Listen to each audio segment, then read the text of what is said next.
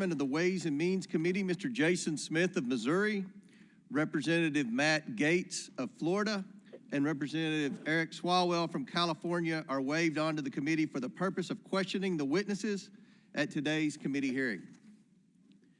For today's hearing, opening statements will be limited to 10 minutes for the chair and 10 minutes for the ranking member. The chair also notes that points of order pertaining to the engaging of personalities against the president will not be in order for the duration of today's hearing. Given that this is a hearing regarding this committee's impeachment inquiry, members must be allowed to speak frankly. The chair now recognizes himself for an opening statement. Today, the House Committee on Oversight will hear from witnesses who have previously provided information during our deposition and interview phase regarding the Biden family's business practices in China, Ukraine, Russia, and other places around the world. At the start of this Congress, the Oversight Committee has investigated what product or service the Biden family and their associates were selling that would justify over $24 million in payments. We've reviewed emails, bank records, text messages, suspicious activity reports at Treasury, and other evidence normally compiled during an expansive investigation such as this. The Oversight Committee has found no credible evidence of the Bidens providing any work product. The committee has identified no legitimate value or document or even one single hour of work the Bidens have provided their business partners. Nothing. What is apparent after over a year of investigation is that the Bidens do not work in any traditional sense of the word. They do not work as consultants or lawyers or advisors. The Bidens don't sell a product or service or a set of skills. The Bidens sell Joe Biden. That is their business. For months, we have heard Democrats desperately proclaiming that witnesses have told this committee that Joe Biden had no involvement in his family's business dealings. But where are those witnesses today? It's telling. Democrats haven't invited one of these witnesses to today's hearing. That's because they know their testimonies would not withstand public scrutiny. Democrats have relied on these witnesses' opening statements and have willfully turned a blind eye to the facts that have come out in these interviews once the witnesses were questioned about our record of evidence. Democrats now must rely on bringing in a distraction witness to talk about nonsense, and who can't talk about any of the facts brought by today's witnesses who worked with the Bidens. Now, President Biden cannot control his adult son. He cannot control his brother, his sister-in-law, or his 9 family members who have received money from these transactions. All President Biden can do is control his own actions, and that is what we are here today to discuss with the witnesses. Because in the course of this investigation, we have learned that Joe Biden has taken action after action to further his family's plans to get rich. He shows up to meetings, gets on phone calls, shakes hands and tells people to, quote, look after my family. He goes to dinners with foreign oligarchs and a Ukrainian executive paying his son millions of dollars. He gets paid with money from Chinese businessmen who he has meetings with and tells other business associates he'll see what he can do to help their situations. He writes letters of recommendation for foreign business associates' children.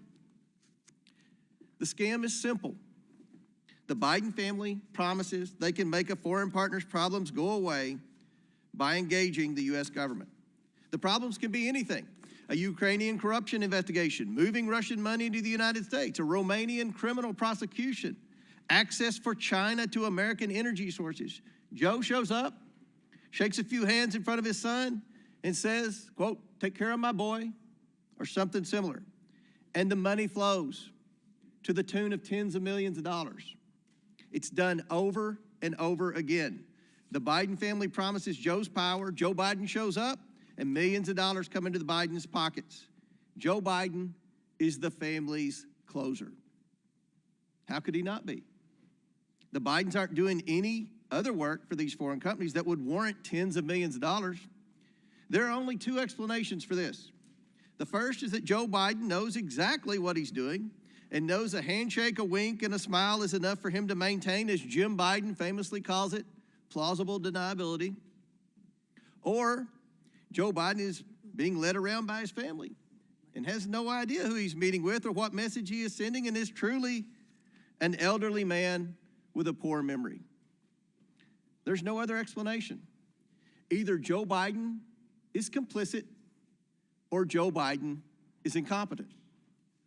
Since becoming chairman of this committee in January 2023, I've promised the investigation into the Biden family's influence peddling would be based on bank records, witness testimony, and verifiable facts. After years of Democrats using this committee as a mouthpiece for every conspiracy theory they could find, like the Russian collusion hoax, under my leadership, the committee has returned to real investigations.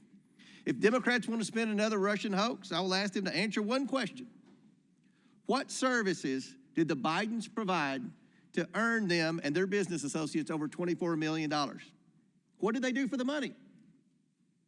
Democrats have the same bank records as we do, and bank records do not lie. The witnesses today are here to talk about Joe Biden. Republicans are here to talk about Joe Biden. If Democrats wish to spend their time beclowning themselves with another Russian collusion hoax for the sake of protecting President Biden, they can do so. As I said I would, I've invited Hunter Biden here today to sit alongside his business associates and provide his side of the story. Hunter Biden demanded a public hearing. I've given him one. Maybe he will show up. He has said he isn't, but he loves saying one thing and doing another. At some point, Hunter Biden saying one thing and doing another begins to reflect poorly on his ability to tell the truth at all. But this hearing is not about Hunter Biden. This investigation is not about Hunter Biden. It's about Joe Biden and the lies he continues to tell the American people. With that, I yield to Ranking Member Smith, or Chairman Smith. Thank you, Chairman Comer and Ranking Member Raskin. From the beginning of this investigation, we've made clear that we will follow the facts wherever they lead. The facts have led us to two conclusions. One, the Biden family has for years traded on Joe Biden's name in order to rake in millions of dollars, often doing so with his direct knowledge and clear involvement. Two, President Biden has been continually dishonest with the American people about his knowledge of his family's business dealings. We have testimony from multiple witnesses that Joe Biden was the brand. He knew what his son and brother were doing and did nothing to stop it. That alone makes him complicit in a scheme to make money off of his public service. But he was not just complicit. He was, as one of today's witnesses has testified, an enabler of this activity. The evidence of the two IRS whistleblowers who came to the Ways and Means Committee has been affirmed by volumes of material provided to Congress, by the testimony of others, and even by the Department of Justice, who finally brought charges against Hunter Biden that mirror those called for by the IRS investigators. The evidence obtained shows that, one, Joe Biden met with his son's business partners on multiple occasions. He used an alias to exchange dozens of emails with his son's bookkeeper. He took official government action that suspiciously coincided with those meetings and correspondence. The connections between Joe Biden and his son's business practices extended even to the Biden 2020 campaign. At the height of the Democrat primary, Kevin Morris, a Hollywood lawyer who met Hunter Biden at a Joe Biden campaign fundraiser, paid off Hunter Biden's tax liabilities because there was, in his words, quote, risk personally and politically.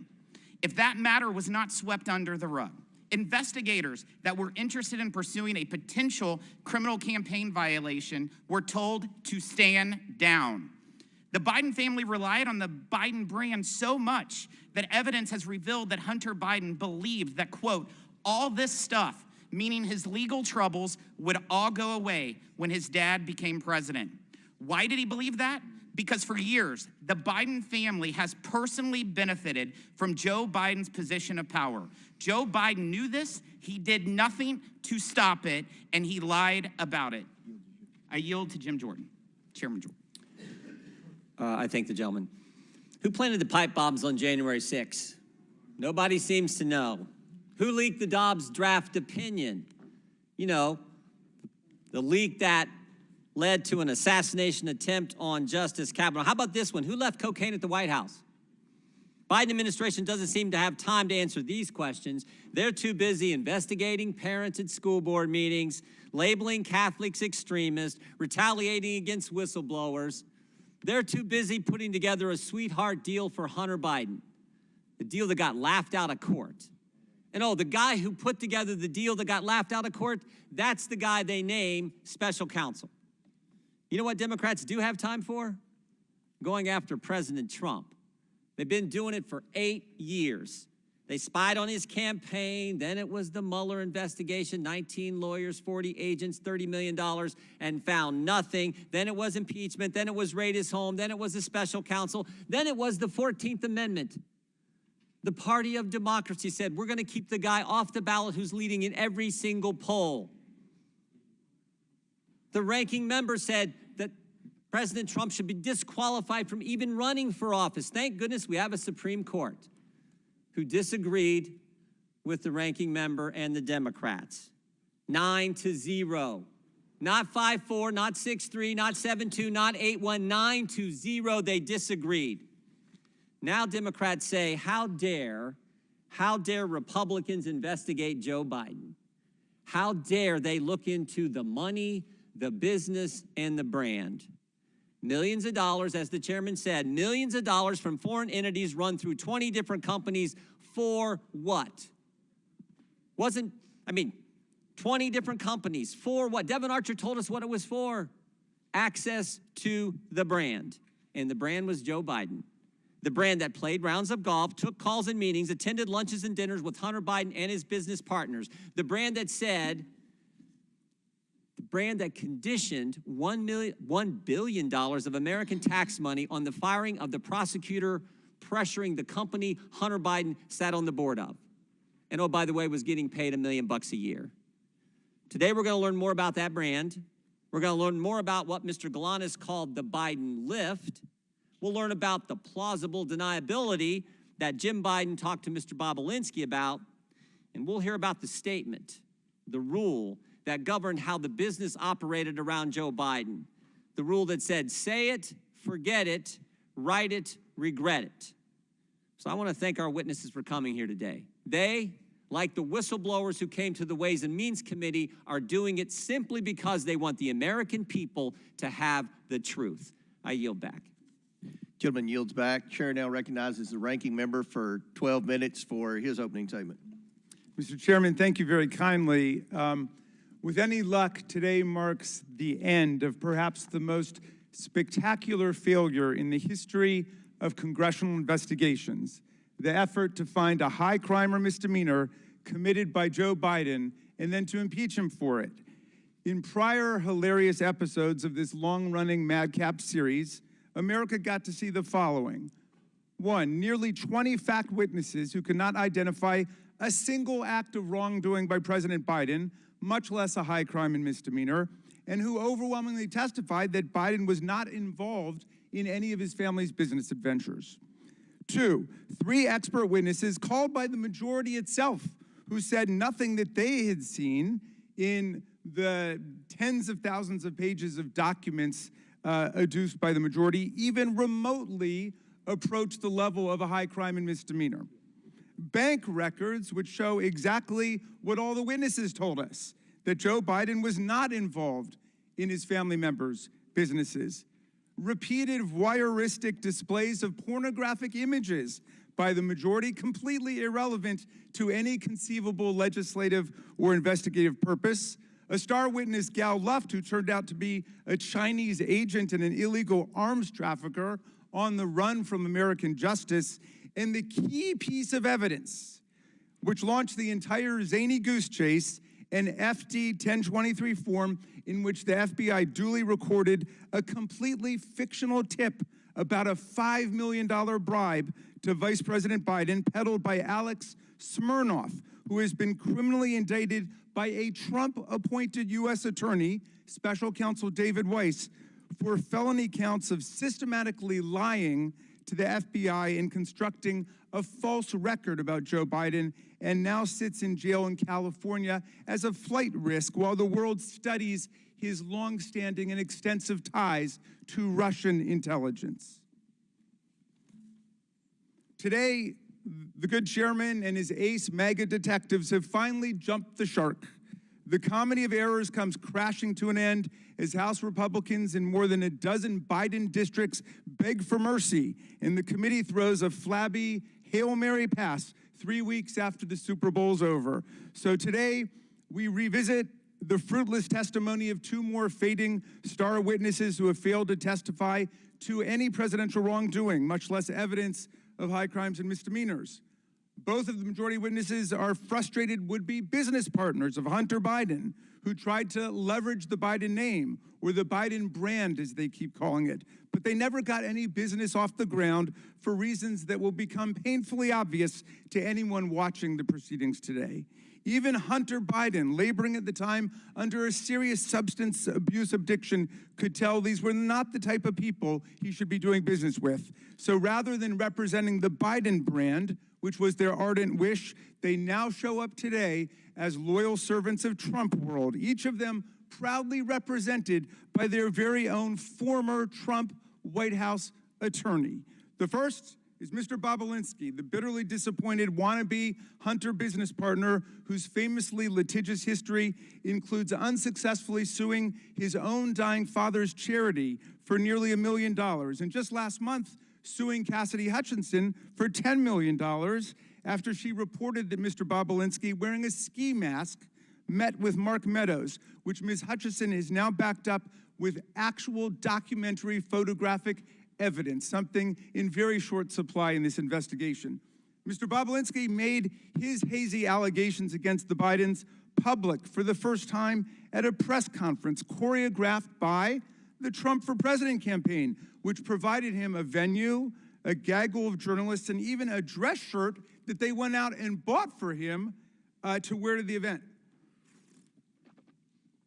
Hours later, Mr. Bobulinski joined the second 2020 presidential debate as Donald Trump's personal guest, where he was seated with Kid Rock and Mark Meadows.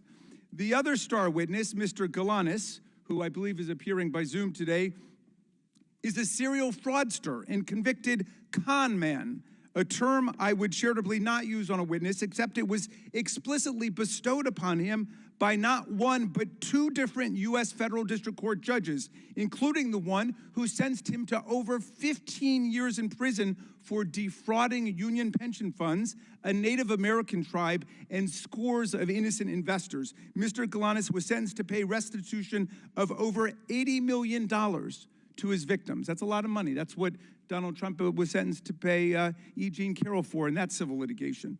The very first record of Mr. Galanis' claims against the Biden family appeared, check this out, in the clemency petition that he sent from prison to President Trump. But the key point is this: even if we were to believe every single word offered by these utterly compromised and biased witnesses, Mr. Bobulinski and Mr. Galanis, their allegations don't identify any wrongdoing, much less an impeachable offense by President Biden. With the impeachment bus running on empty, our GO colleagues now are apparently preparing to save face by ending the impeachment farce with criminal referrals. But criminal referrals require evidence of crimes. And the only crimes we have seen are those of the GOP's own star witnesses, like Russian asset Alex Smirnov, Chinese agent Gal Luft, Devin Archer, and Jason Galanis. The minority witness today, our witness, Lev Parnas, casts a piercing light on what's really taking place here.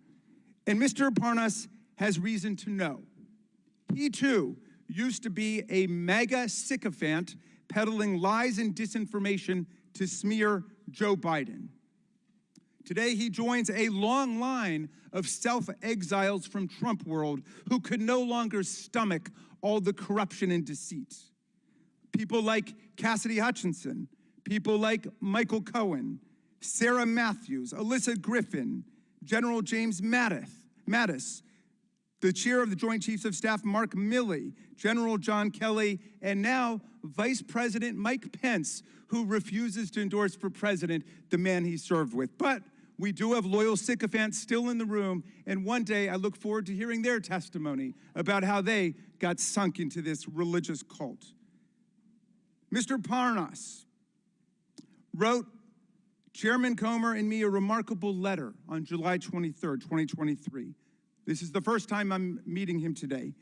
He was Rudy Giuliani's right-hand man, his globe-trotting business partner and language interpreter in the mission to manufacture Ukraine and Burisma-related dirt and smears against Joe Biden in 2018 and 2019. He spent all of his time traveling around the world trying to stage evidence against Joe Biden. In his letter, Parnas explains that the desperate search to find evidence of any kind of Biden corruption was a complete and total bust because there was no evidence to find.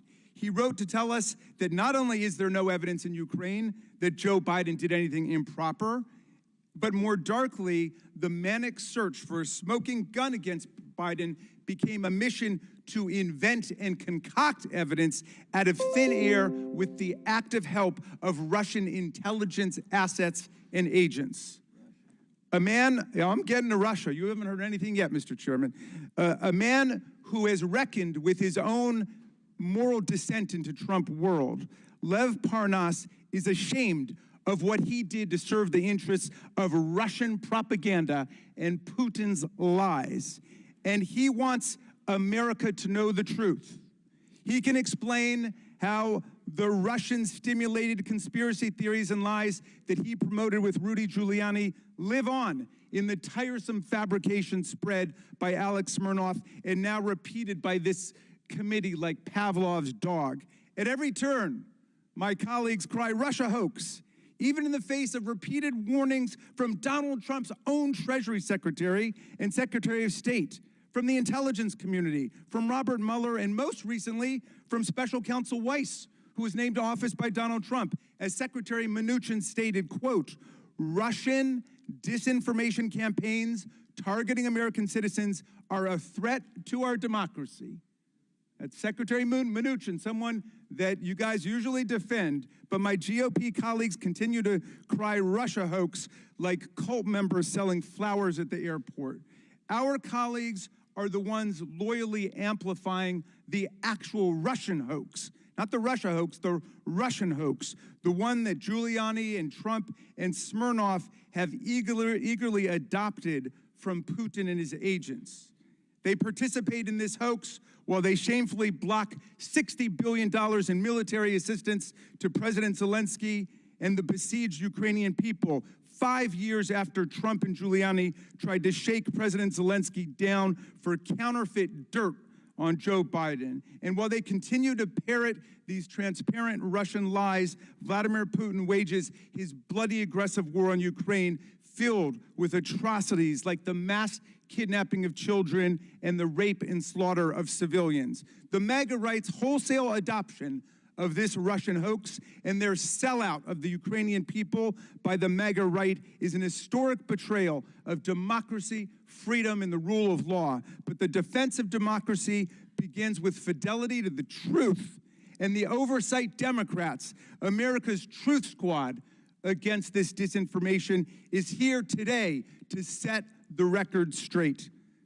I yield back to you, Mr. Chairman. I would now like to introduce our witnesses. Mr. Tony Bobulinski. Mr. Bobulinski was a business partner of Hunter Biden in a joint venture between a Chinese energy entity, CEFC. Mr. Bobulinski sat for a transcribed interview with the committee on February 13th, 2024. Mr. Lev Parnas. Mr. Parnas was not a business associate of the Biden family. Mr. Parnas is an entrepreneur, a political activist, and an author. And Mr. Jason Galanis. Mr. Galanis was a business partner of Hunter Biden. Mr. Galanis sat for a transcribed interview with this committee on February 23rd, 2024. We asked the Bureau of Prisons to make him available in person today. They would only provide Mr. Galanis for virtual testimony. Notably, Mr. Galanis applied for CARES Act home confinement, and after a lengthy approval process, was approved for home confinement on June 9th, 2023. On June 12th, 2023, I issued a subpoena to Devin Archer for testimony. On the following day, June 13th, 2023, Mr. Galanis' approval was reversed as a result of Department of Justice's intervention. So Mr. Galanis has remained in a federal prison facility. He is currently in Montgomery, Alabama. Mr. Galanis, can you please state for the record who else is in the room with you? Yes, Chairman, my counsel and advisor, Mark Paletta, and Nicholas Wise. Thank you. Pursuant to Committee Rule 9G, the witnesses will please stand and raise their right hands.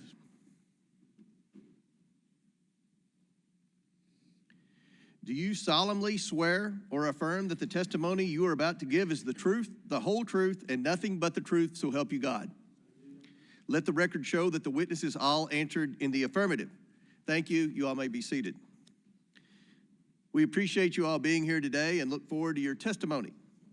Let me remind the witnesses that we have read your written statements and they will appear in full in the hearing record.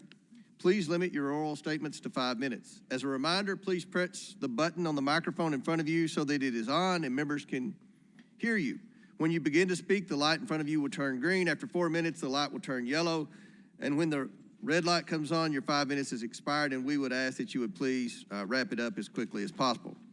I now recognize Mr. Bobulinski for his opening statement. Should I allow Hunter to give his opening statement first? Doesn't appear Mr. Biden showed up for his public hearing, so we'll recognize you, Mr. Bobulinski. Okay. Thank you, Mr. Chairman. Chairman, ranking members, and members of Congress, good morning. Thank you for this opportunity to speak with you and present my truthful testimony to the American people. I sit here today under oath for one reason and one reason only. The American people deserve to hear the truth. Though the truth involving the deep corruption of the Biden family, including the malfeasance of the sitting president of the United States, might be raw and unpleasant, the American people must hear it. You're presented here today with two narratives in this investigation. A false one being pushed by Joe Biden, a serial liar and fabulous, now under this impeachment investigation for public corruption. His brother, Jim Biden, a 75-year-old man who can't keep his lies straight, including under oath. And his son, Hunter Biden, a chronic drug addict facing 2 indictments with 12 counts. You also have before you the truth, confirmed by multiple Biden family business partners over many years and backed up by mountains of irrefutable evidence, including text messages, emails, documents, recordings. I am the only Biden family business partner with an impeccable military record. I'm grateful that this country has given me the freedom to be successful.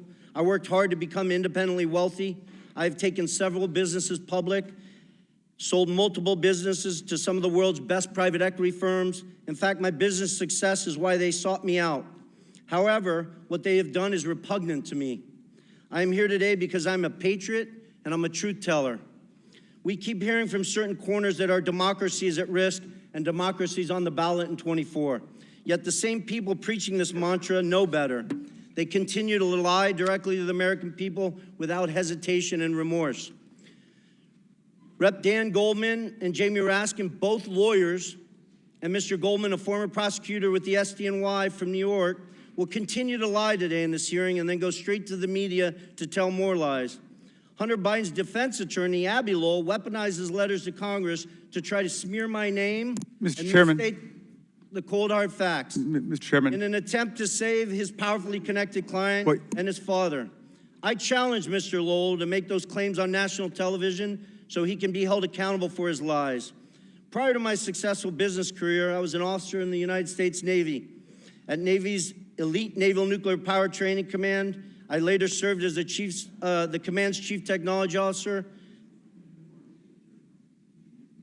Please proceed. I apologize for the disruption from the... Okay. Am I supposed to say it's my time, Mr. Raskin? Yeah, but please, Mr. Bobulinski, please Okay. come to order.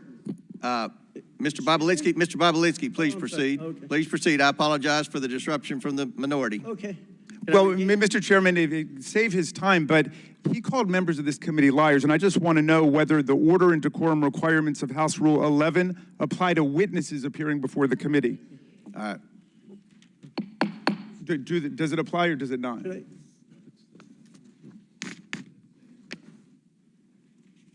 Should I address? I don't.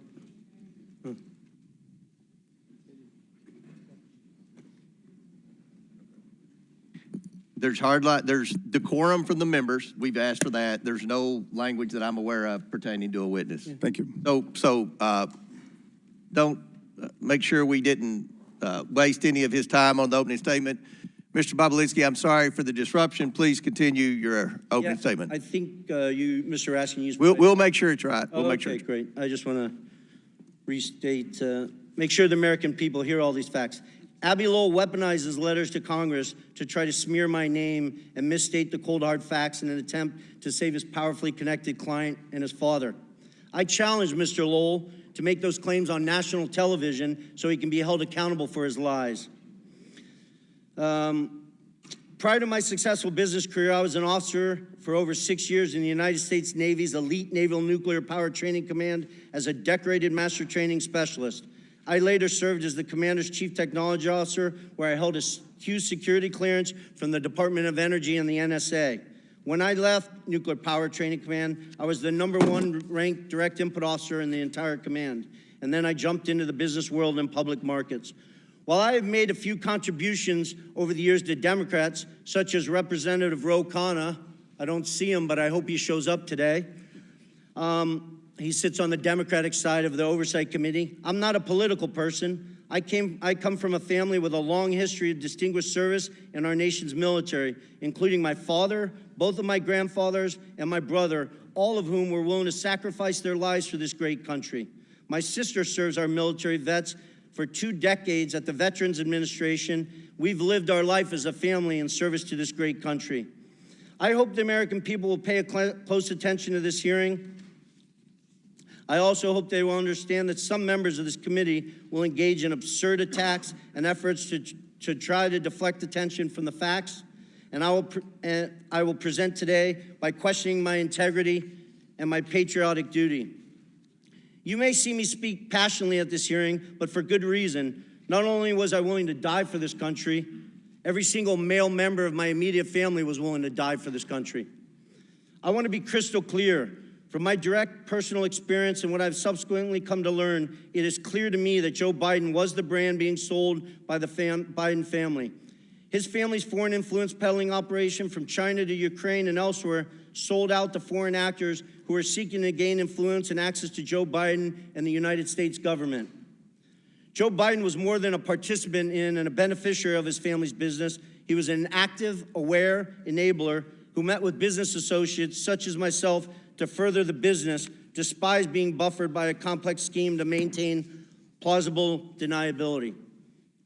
I ask this big question: if there's no evidence of corruption here today, if Joe's conduct and the conduct of his family were fully legal and proper, then why are they so dishonest about it?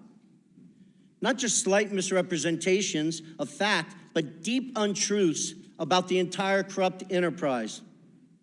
Hunter Biden gave his transcribed interview on February 28th and lied throughout his testimony.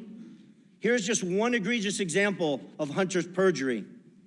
He lied to the committee on important details concerning his money demands and threats to CFC in text messages on July 30th and 31st, 2017. He leveraged his father's presence next to him in that infamous text to strong-arm CFC to paying Hunter immediately. Jim Biden also lied extensively throughout his transcribed interview on February 21st and perjured himself. An example of that, on page 100 of his transcript, Jim is asked specifically, do you recall having a meeting with Hunter Biden, Tony Bobulinski, and Joe Biden? Jim's response, absolutely not. The committee was so shocked by his perjury that they asked him the same question multiple times. Each time he denied meeting with me and Joe Biden. After the committee showed him text messages confirming that I met with Joe Biden, Hunter Biden, and Jim Biden at the Beverly Hilton in May 2017, Jim Biden, with a former U.S. attorney lawyer sitting next to him, still denied that meeting took place. Hunter Biden, in his own transcribed interview, confirmed that that meeting took place. Hunter confirmed his uncle perjured himself in front of this committee. I'm simply here to tell the truth to the American people, and I hope each and every one of you, congressmen and women, give me the opportunity to do that instead of focusing on Russia or smearing my family's name or focusing on facts that are irrelevant today. I yield back. Thank you. Mr. Chairman, parliamentary inquiry? Yes. Just 2 points. One is, I believe Mr. Bobulinski went over 2 minutes, 14 seconds. I hope the same courtesy will be extended. We will give Mr. Parnas equal time. Thank you. And secondly, I see that we now have a witness appearing remotely, and I thought that witnesses were required to appear in person under the rules adopted by the majority at the beginning of the Congress. And do we have a new practice with respect to that rule? Because I know that members on our side were denied the ability to participate in hearings that were conducted in Florida and Mississippi and Alabama. We wanted to participate by Zoom. So I hope... And I'll answer that. It requires, to be able to testify remotely, requires a letter from me and an approval from the majority leader, which we have. And I'll enter that letter into the record without objection. Thank you, Mr. Chairman. I hope we'll extend the same courtesy to members of this committee when they can't get to a hearing as in Mississippi or Florida. Thank you much. Mr. Chairman, parliamentary inquiry. State your point. Mr. Chairman, Mr. Bobulinski just referred to text messages that I believe he is referring to photos of a BlackBerry. What's your parliamentary inquiry? State your parliamentary inquiry, because we've got a very important hearing here, and we don't have time for stunts. What's your parliamentary inquiry? It's not a stunt. It's I'm simply asking that Mr. Bobulinski. You don't have a parliamentary inquiry. Chair now recognizes Mr. Parnas for equal time. Mr. Chairman, Chair recognizes Mr. Parnas. Does the committee have the text messages that Mr. Bobulinski? Mr. Chairman, we don't have time for games by Democrats today. We have important witnesses here. This is a credible... I'm asking a question about the important You asked for a parliamentary inquiry. You will have 5 minutes whenever Jamie Raskin tells me it's your time to speak. Mr. Parnas, the chair recognizes you for equal time that Mr. Bobulinski had, which was 7 minutes. Thank you. Hello. Honorable members of Congress, Chairman Comer, Ranking Member Raskin, and members of the Oversight Committee. I am humbled and thankful before you to show up before you today. I came to the United States from Odessa, Ukraine in 1976 when it was still the former Soviet Union. My mother and father and sister and I had left the Soviet Union, escaping anti-Semitism and persecution. While in Rome en route to Israel, my sister and I won the most important opportunity that we have ever been given. We won a U.S. green card lottery. My family came here with literally no more than shirts on our back and the hopes of rebuilding our lives in the land of freedom. I say this to you because I love this country. From shortly after my arrest on October 9, 2019 to now, I have been trying to share the irrefutable truth with you. The American people have been lied to by Donald Trump, Rudy Giuliani, and various cohorts of individuals in government and media positions. They created falsehoods to serve their own interests, knowing it would undermine the strength of our nation. From November 2018 to October 2019, I was a key participant and a witness to numerous efforts to prove that Joe and Hunter Biden were linked to corruption in Ukraine. Rudy Giuliani, on behalf of then President Donald Trump, tasked me with a mission to travel the globe, finding dirt on the Bidens so that an array of networks could spread misinformation about them, thus securing the 2020 election for Donald J. Trump. Ironically, when I was arrested, my original indictment linked me to an individual referred to as unindicted co-conspirator 1. We now know this individual to be Congressman Pete Sessions, who sits on this very committee today. Today, I ask you to consider the following. In nearly a year traveling the world and interviewing officials in different countries, I found precisely zero evidence of the Biden's corruption in Ukraine. No credible source has ever provided proof of criminal activity, not the FBI, CIA, nor the NSA.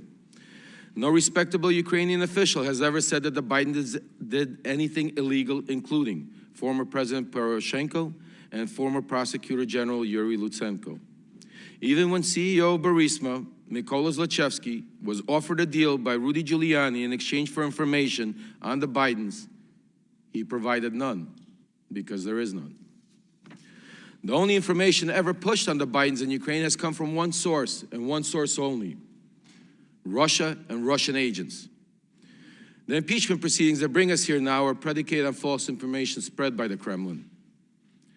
Everyone involved knew they were sharing lies. From Trump and Giuliani's shadow diplomacy, through my missions to Ukraine and elsewhere, to members of a BLT team, a group convened for the sole purpose of investigating and damaging the Bidens.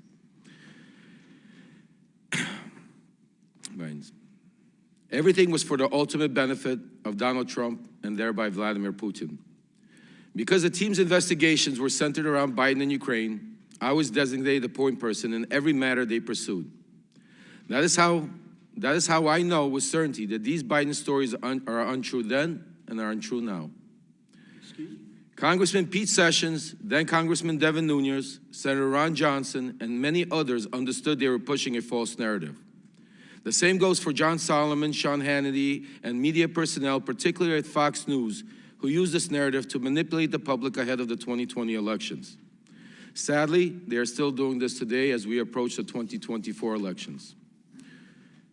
We cannot separate this conspiracy from the Russian-Ukraine war because Trump has no intention to keep aiding Ukraine. Without the support of the United States and NATO, millions in Ukraine will suffer and die. If we allow Russia to defeat Ukraine, eventually that suffering will reach American shores. Today, I admit my own wrongdoings. I have been a convicted federal election campaign and fraud crimes and served my sentence. I do not hide that from reality. It is part of my truth.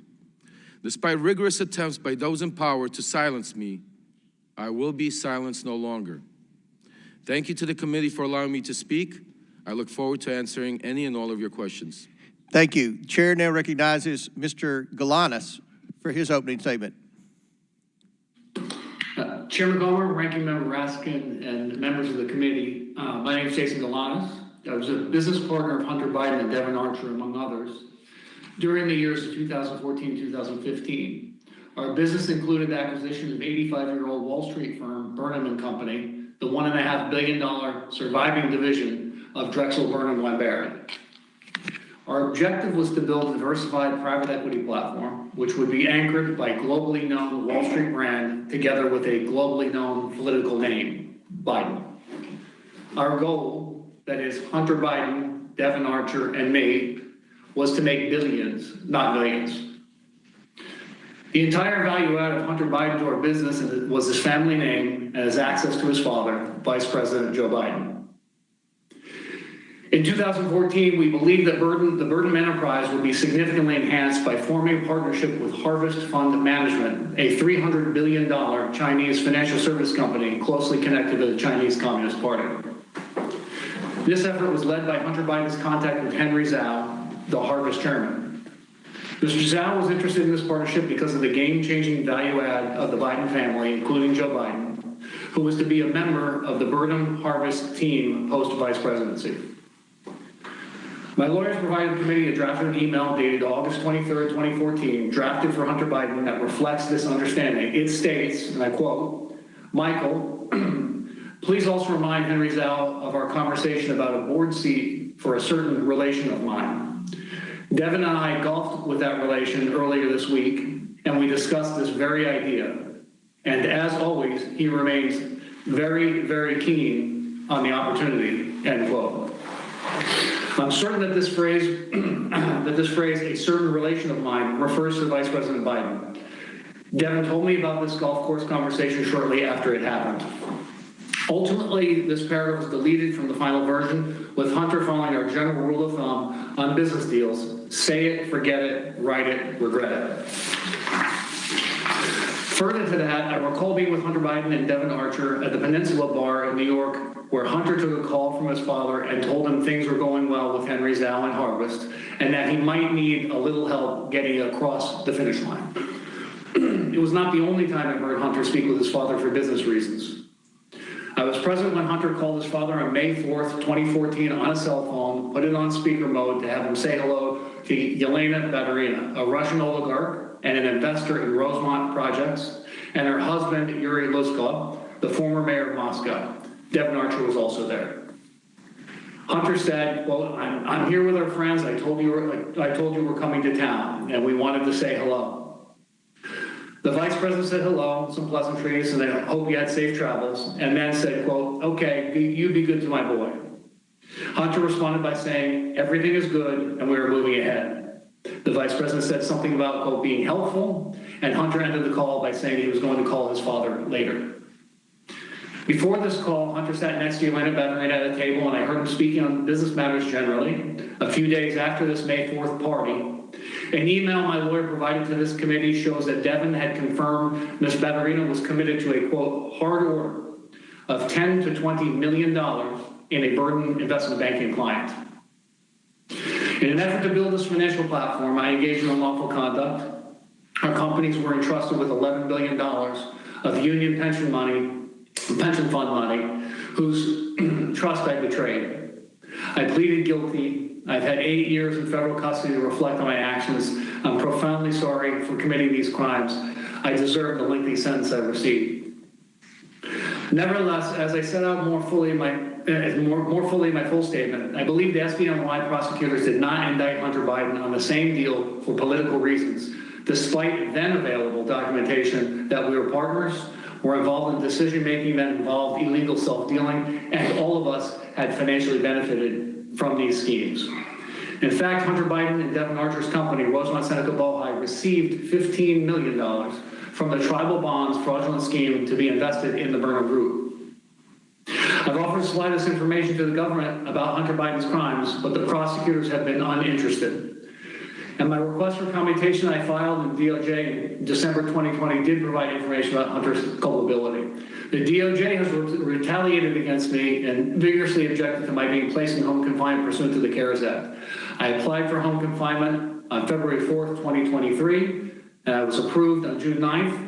On June 12th, this committee issued a subpoena for Devin Archer, and the BOP reversed my approval on June 13th, with the SDNY prosecutors strongly objecting to my release. I've been appealing this reversal, and with each stage, the BOP reason for my denial has changed. During this period, the period beginning in January 2023, I was sexually assaulted by a member of the prison staff at FPC Pensacola. He persisted in sexually harassing me for many months thereafter. I had hoped to receive home confinement, which removed me from danger. My judgment was clouded by the shame I felt for not being able to prevent the attacks.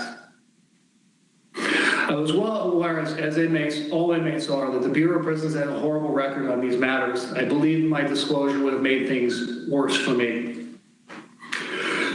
Unfortunately, the sexual harassment continued until early August, when the prison correctional officer's comments became more threatening. I feared for my safety. I decided to seek counseling from Chaplain Dixon the next day, on August 10, 2023.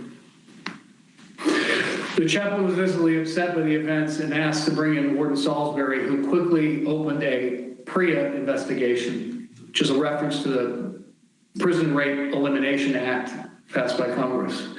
After further debriefings, I was immediately escorted to a vehicle and driven by senior staff hours to FPC Montgomery, a separate facility.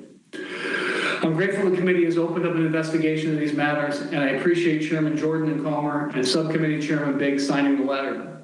I believe I've been a victim of a pattern of retribution by the Department of Justice. I believe I'm putting myself at grave risk within the BOP for providing information on these matters concerning the president and his son. I've been treated professionally at Montgomery. I want to thank Case Manager Coordinator Anthony Barnes and Warden Randy Keys for their help in facilitating access to my attorney prior to this interview. Thank you, Mr. Galanis, and I want to thank all the witnesses again for being here today. We will now begin the questions, and I want to remind members on both sides of the aisle, each member has 5 minutes. I'm going to adhere to that and hit the gavel. If the question has been asked, then we'll allow the witnesses time to respond. But we are going to try to get in a lot of questions from a lot of members, and I will begin the questioning, followed by Ranking Member Raskin. Again, Mr. Bobulinski, thank you for your service to our country, your military service. Appreciate you being here. During the 118th Congress, this committee has investigated Joe Biden's involvement in his family's influence peddling schemes around the world. So let's start with that. Mr. Bobulinski, Was Joe Biden involved with any of your business dealings with Hunter Biden and James Biden? Was Joe Biden involved in his family's attempts to sell their access to him? You set out a form. To form a legitimate business. You set out to form a legitimate business with the Bidens. Did you come to find out that the Biden family had no interest in doing real business? I did. Mr. Galanis, are you aware of any times Hunter Biden used Joe Biden with Joe Biden's knowledge to benefit their business associates? Yes. Which business associates?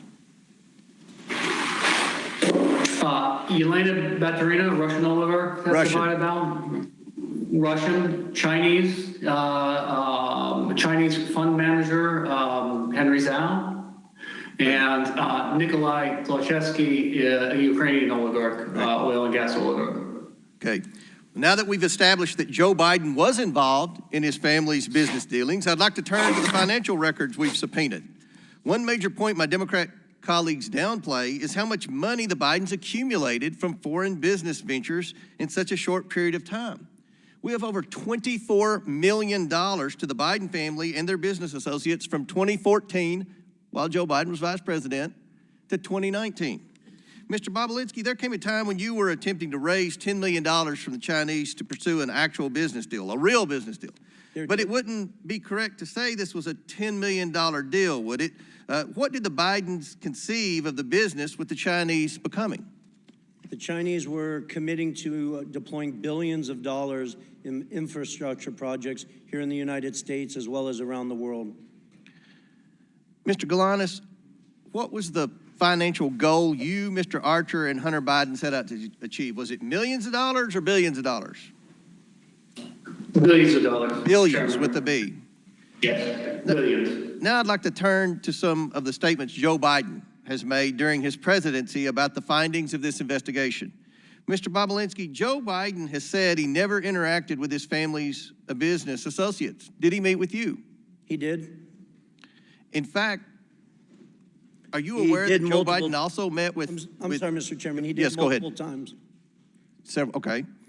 Are you aware that Joe Biden also met with Rob Walker, Eric Sherwin, and Devin Archer, too? I'm generally aware of it. Mr. Galanis, as you discussed earlier regarding Yelena Baturina, the Russian oligarch, you were present for Hunter Biden calling his then Vice President father with the Russian oligarch, Yelena Baturina. Present, correct? That's correct. You also were present for Hunter Biden's conversation with his father about a board seat on a Chinese company board. Is that correct? I was present for a call Chinese transactions discussed, yes. So, Mr. Galanis, isn't it true that when Joe Biden said he didn't interact with his family's business associates, that's not true, is it? I believe it would be misleading to the point of being an untruth. I want to touch on the fact about the absent seat in the middle. Hunter Biden has chosen not to attend today's proceedings. I've given Mr. Biden exactly what he asked for before his deposition. It's clear that Hunter Biden knows his testimony would not withstand public scrutiny. Joe Biden has not been truthful about his participation in schemes to sell access and influence. And today's witnesses will show the American people a side of the story that the president and his allies on this side of the aisle are eager to hide. Mr. Bobulinski, can you tell us about your meeting at the Beverly Hilton with Joe Biden? The short version or a long version? Long version, but within a minute. Okay. So Hunter Biden, Jim Biden, and Joe Biden were in Los Angeles for a variety of business discussions. Joe was there to speak at the Milken Conference in May of 2017. I had lunch with Hunter Biden at the Chateau Marmont, and he had asked me to meet with his father that night. He set up a meeting at the Beverly Hilton where they hold the Milken Conference, and I got there a bit early and sat with Jim Biden, Hunter Biden, and we're just talking about what we were doing with the Chinese and the legal documents I was working through. And they had sort of coached me before Joe showed up to, listen, we're gonna just keep things at a very high level. We're not gonna go into a lot of details in this meeting. And I just remember that discussion generally because it just struck me as odd, honestly. Joe wasn't in the White House then, and that they were sort of framing it that way. And then Joe showed up, walked through the lobby of the Beverly Hilton Hotel. I stood up to shake his hand, and we sat down and spent 45 minutes to an hour going through my background. You met with him that long? Yes. This wasn't a handshake, a 2-second discussion about the weather. This was a 45-minute long meeting to an hour where we talked about a lot of stuff. Very good. Thank you. Chair now recognizes Ranking Member Raskin for his questions. But we're actually going to go to Mr. Garcia to begin. Great, thank you very much. And thank you again. I just want to, just for the record, be very clear that in Mr. Bobulinski's testimony, he has provided zero evidence of any sort of link between Hunter Biden and the president as far as it relates to the business dealings. And so once again, we're back to a hearing where no evidence is being provided of any sort of wrongdoing by the president. But I want to go back, that's Mr. a blatant Bobulinski. lie. Actually, it's my time, sir. Mr. Bobulinski, I want to go back to the private deposition that we had. I was one of a handful of Democrats in that private, on the record, under oath conversation we had. And during that deposition, I asked you a question of which you gave a false answer to, and I want to go back to that. I asked you specifically who got you into the presidential debate that was attended by you and others, and that, of course, was a huge moment in that campaign, and you could not recall. In fact, you said, quote, "I do not recall who got me into the debate." Do you remember telling me that, sir? You were playing semantics, trying to ask me as if somebody called me directly and gave me a ticket like I was going to a movie Sir, I theater. asked you, I asked told you, you I'm that going to reclaim my time, lawyers sir. I'm ordered going to me. reclaim my time. What I Well, said you was, just asked me a question, Mr. I'm reclaiming my time. Thank you, sir. What I asked you was, do you recall who actually got you into the presidential debate? You actually said, quote, "I do not recall who got me into the debate." You did not remember who got you into the debate between President Biden and between Joe Biden and Donald Trump. That's not a true statement. Sir, you quoted, "I don't recall who got me into the debate." It's on page 102 of the transcript. You did not Sir, ask me I whether asked you I that was question. a guest of Mr. Thank you. Biden I'll or a reclaim my guest time. of- I'm not asking you a question right now. Thank you very much, sir. In fact, here, as was shown by Ranking Member Raskin, we know that you were in the debate actually sitting adjacent and next to Trump officials. When we were confronted again on this same question, Mr. Bobulinski, if you were a guest of Mr. Trump's at the debate, you responded and you quoted, once the Wall Street Journal called you out, quote, "Is the Wall Street Journal God or something? Like you act like this is some encyclopedia of fact." And you refuse to still confirm that you were a guest of Donald Trump. So I want to ask you one more time, sir. Were you a guest of Donald Trump at the presidential debate? Mr. Garcia, those were not the questions you asked me in my transcribed interview. Wow. You were trying to ask answer the question, sir. Were you a guest of Donald Trump? Of Donald Trump at the gate or at the debate. You were. That was obvious to everyone in the world at that point. Oh, it's interesting. You were asking me semantic Thank you, sir. questions. So you were a guest? That you answered the question. Because at the time you said in the transcript under oath, "I don't recall who got me into the debate." So just to be clear. So I want to keep going. So you also call yourself, you're not a political person, yet you went to a presidential debate on behalf of Donald Trump. I also want to make it clear that you made numerous claims and allegations. You've made them today, you've made them before. And yet, even though you're not a political person, this is also another photo of you. You actually chose to show up at a press conference for Donald Trump prior to the debate because you're not a political person. Did you show up to a press conference for Donald Trump before the debate? I can't qualify whether it was for Donald Trump. Do you know who invited you? Sir, who invited you to the debate? Donald Trump, you said.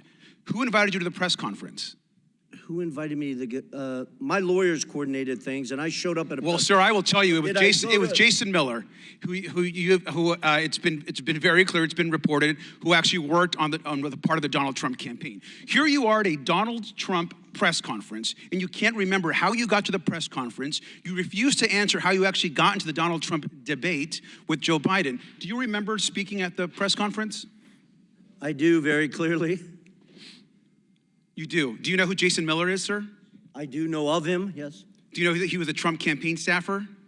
Mr. Garcia, you keep asking me semantical questions. You underestimate that I had 3 lawyers around me that were coordinating my travel, where I was going, and stuff well, sir, like that. interesting. So please stop. Well, I'll reclaim my time. Thank you very much. It's interesting, sir, because you show up to a pre-debate press conference. You show up to a presidential debate, both invited to by a person running for the presidency of the United States. You know the stakes are high, yet you have no idea how you got to the press conference. You don't remember how you got to the debate. And here you are speaking at a press conference of which the national media, so how did you get to this press conference? I flew on a plane. Who invited you? Are we going in circles? Sir, who invited you to the press conference? My lawyers told me I was invited to come to Tennessee. At that point, I was trying to get the truth and the facts out to the American people. At that moment in time, if I recall, I believe 80 million people watched that debate. And that was probably the number one. Thank you, sir. I reclaim my time. Well, with that, I think it's very clear for someone that can't remember how I got to a Donald Trump press conference or a Donald Trump debate, you're completely an uncredible witness, sir. Thank you, and I yield back. Gentleman's time has expired. Chair now recognizes the Chairman of the House Ways and Means Committee, Jason Smith, for 5 minutes. Thank you, Mr. Chairman. We've previously heard from 2 IRS whistleblowers that Joe Biden was the brand being sold by his family members. One such example of this could be seen in a June 6, 2017 WhatsApp message where Hunter Biden told a business associate that he was not willing to, quote, sign over my family's brand, close quote, or give them, quote, the keys to my family's only asset. Mr. Bobulinski, can you confirm that President Biden is the brand being sold by his family members? Thank you. During his deposition, Hunter Biden repeatedly testified under oath that his father was not involved in his business in any capacity, and that there wasn't even a connection between his father and his businesses. Here is just one example. Quote, I just state for the record one more time, under oath and under penalty of perjury, my father has never been involved in my business. I have never asked my father to be involved in my business. My father has never benefited from my business, and I have never asked anyone or my father to do anything for the benefit of anyone I've ever done business for, close quotes. Yet the Ways and Means Committee released a WhatsApp message that were provided by the IRS whistleblowers showing that Hunter Biden wrote on July 30th, 27, quote, I'm sitting here with my father, and we would like to understand why the commitment made has not been fulfilled. I'm sitting here waiting for the call with my father. Moreover, you testified that Hunter was not shy about his ability to get his father on the phone.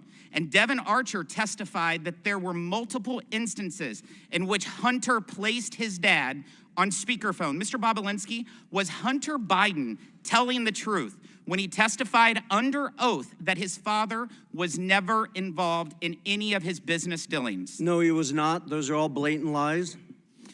We continue to hear claims that President Biden was not involved in his family's business dealings and that he did not benefit from illicit business deals. However, IRS Special Agent Joe Ziegler provided documents to the Ways and Means Committee, 327 emails, many of which involve Hunter Biden and Hunter Biden's business associates.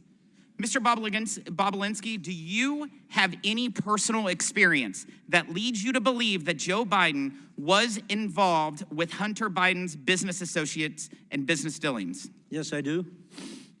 You want to say a few? To outline how Joe was involved? Yeah. Yes, different congressmen and women keep trying to say that there's no evidence and use the word involved, which is a very opaque language. If Joe Biden was not involved in his son's business dealings, why, after flying all the way across the country to the Milken Conference, where there is next to Davos, is probably the biggest conference in the world, why would he take 45 minutes out of his night? It wasn't a 10 a.m. meeting, it was 10:40 in the evening. He's an elderly man, flew all the way across country to sit with me for 45 minutes to an hour to discuss my background, the business we are doing with the Chinese, his family's background. Speaking of the business with the Chinese, in October 2020, Joe Biden asserted that his family had not earned money through business dealings in China. However, IRS whistleblowers shared evidence that the Biden family made at least $1.1 million from their business with China, including $100,000 in payment from CFC, China Energy, and a $1 million payment in exchange for legal services that were never provided to a CFC official, Patrick Ho. Mr. Bobulinski, do you know whether the Biden family made any money from China? They did, millions of dollars, I think approximately 8 to 9 million. The Biden family has made millions of dollars from China, correct? Correct. And you said at least 9 million? Yeah, I think it's actually over 10 million, but I'll leave those details up to you guys. Thank you, I yield back. Gentleman yields back. Chair now recognizes the ranking member. Thank you, Mr. Chairman. Thank you, Mr. Parnas, for being here today. Your involvement with the real Russian hoax about Joe Biden began in 2018 when, as a big donor and a big supporter of Donald Trump's, you were introduced to Rudy Giuliani, and you began working with him to dig up dirt on Joe Biden, Ukraine. If you can just tell us quickly how you got involved in that. Yes, I was a donor at the time. I became doing business with Rudy Giuliani. He got involved in a business I was doing called Fraud Guarantee. And in the midst, we started spending a lot of time together until eventually in November of 2018, he approached me and asked me about my connections in Ukraine. After telling him about people that I knew and things that I heard, at that point, then he wanted me to go to Ukraine to find Viktor Shokin, the prosecutor general. And basically, he wanted to go from his fraud guarantee to guaranteeing a fraud on the American people. But after turning over every stone and going down every rabbit hole, including interviewing Viktor Shokin and Zlochevsky, the owner of Burisma, did you ever find the smoking gun or any evidence that Donald Trump was looking for to paste on Joe Biden? On the contrary, Representative Raskin, not only did we keep hitting dead walls and not finding the smoking gun, but we kept running into sources of the information that was coming out of Russia. In fact, Joe Biden was part of a global campaign, including by the United States, to oppose corruption and to go after the corrupt forces in Ukraine. Isn't that right? Yes, sir. At what point did the campaign to dig up dirt on Biden become a campaign to spread disinformation and lies about Biden? At some point, when we hit a few brick walls, all of a sudden, then I saw the shift between the BLT group, which included John Solomon, the media personality, and Rudy Giuliani and other Trump lawyers, to start trying to push narratives that we had no, that were not validated. We had no way to validate them. Basically, a letter would come over from somebody in Ukraine. I'd hand it over to John Solomon. Next thing you knew, he was on Fox TV 2 hours later with Sean Hannity. At what point did Mr. Giuliani begin working directly with Russian agents and Russian assets, individuals who would later become sanctioned by Donald Trump's own Treasury Department for spreading propaganda and disinformation against Joe Biden?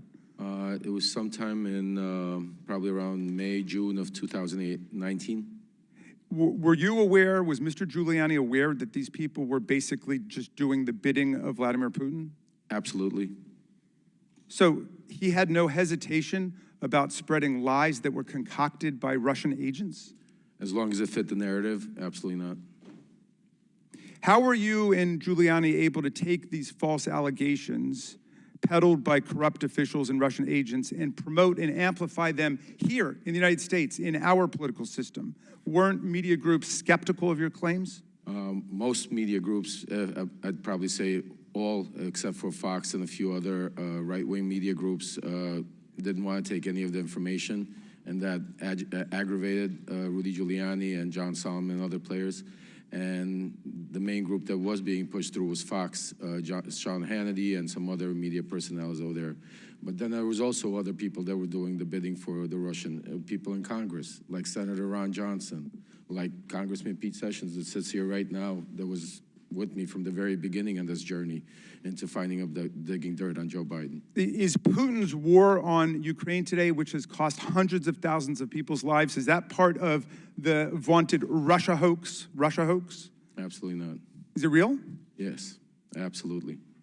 I want to ask you a more personal question, if I might, Mr. Parnas, because In my several years living through this extraordinary period of American history, I've tried to ask people like Michael Cohen and Milley, General Kelly, why did you break with all of the deceit and corruption and lies of Donald Trump? How did you get out of that culture?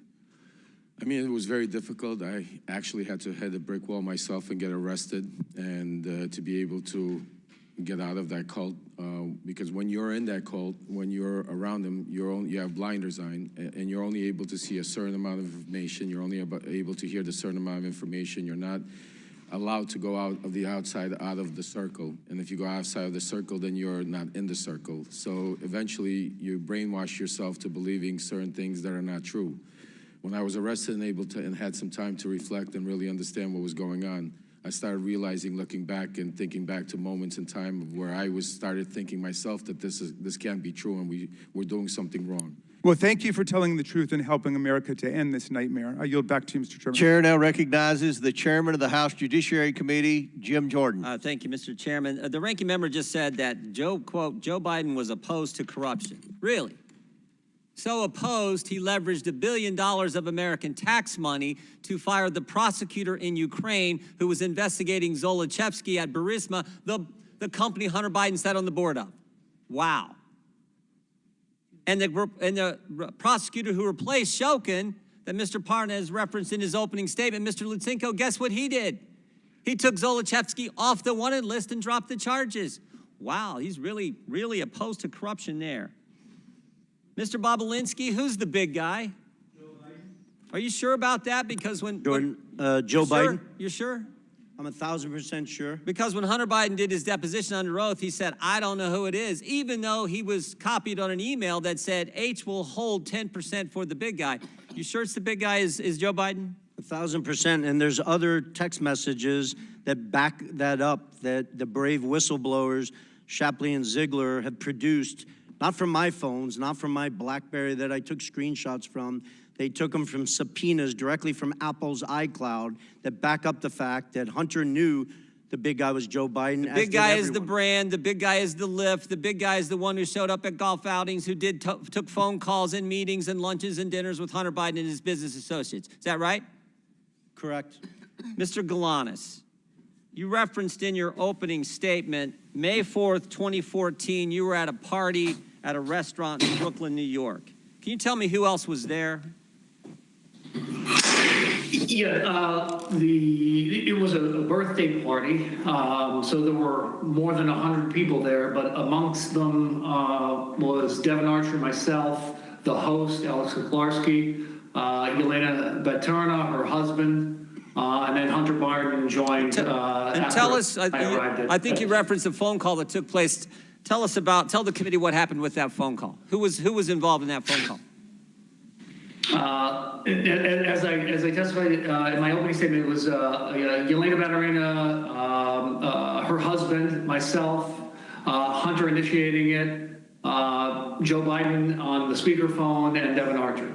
So there was a little pull aside where that group of people you just described were pulled aside, and Hunter Biden called his father's or called the vice president. Is that accurate?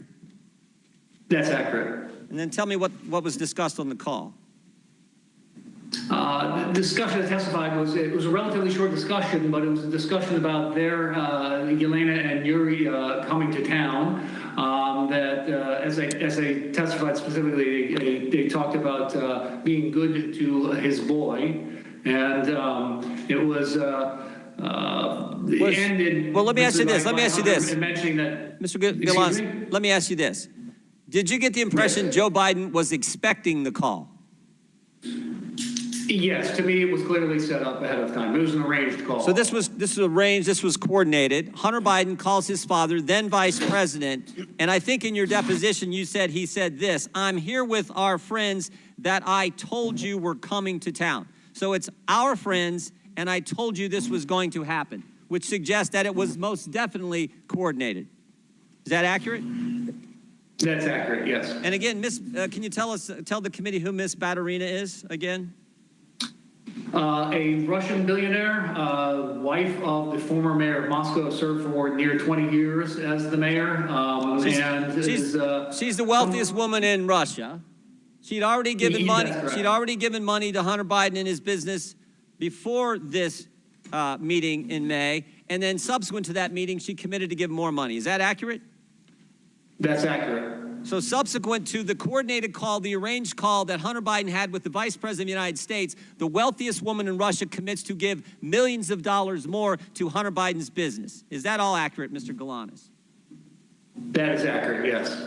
And again, this was a pull-aside done at this meeting, and you think and you know that it was coordinated. Is this what they call access to the brand, access to the Biden lift? Is that what you would describe it as, Mr. Galanis? I don't think there's any doubt that that was the intent of the call and the objective, yes. And it followed the motto. It followed the statement that you all agreed to: say it, forget it, write it, regret it. This wasn't put in writing. This was a phone call on a speaker that was all, there's no writing about this. It was all done that way. That was how the business operated. Is that correct, Mr. Galanis? Yes. I yield back. Gentleman yields back. Chair now recognizes Mr. Lynch from Massachusetts for 5 minutes. Thank you, Mr. Chairman. I want to make an observation here. I've been on this committee, this investigating committee, for over 20 years. And as an attorney before that, I've had sufficient training and experience to say that with high confidence that when you review the entire record of evidence of these hearings going back over a year, you've actually provided more evidence to impeach Donald Trump for a third time than you have in so much as laying a glove on President Biden. We keep on hearing about the Biden family. When you hear someone say the Biden family, that translates into, we have no evidence on the president, so we're going to use the Biden family to try to implicate President Biden. But by the constant bumbling and continually shifting arguments here, you've done nothing more than exonerate President Biden. We heard initially for months, we heard about the Hunter Biden laptop. And, you know, there were absolutely some embarrassing photos on that and some awful information about Hunter Biden's personal life. I will admit that. Then you bring in your own witnesses, your legal experts before this committee and have them testify. And what they said was amazing. They said there was no evidence to even suggest that there was support for articles of impeachment against the president. That was your legal experts, the Republican legal experts that said that. Then we have statements by Mr. Jordan saying that that Mr. Smirnov was the most corroborating witness that the Republicans had, the strongest witness that they had. And, of course, after that, we find out through the Trump-appointed prosecutor that all of the information that Mr. Smirnov had provided was fabricated, false, and submitted by the inducement of Russian agents going after President Biden and trying to undermine our democratic system. And now we come to a point where, since that witness blew up, now we're going to prison, and we're reaching out to witnesses who have been convicted and sentenced to prison for stealing $80 million from the pensions of innocent workers. We can't get any lower at this point. That's your star witness. I want to remind people, he's sitting in prison. That's why he can't be here today.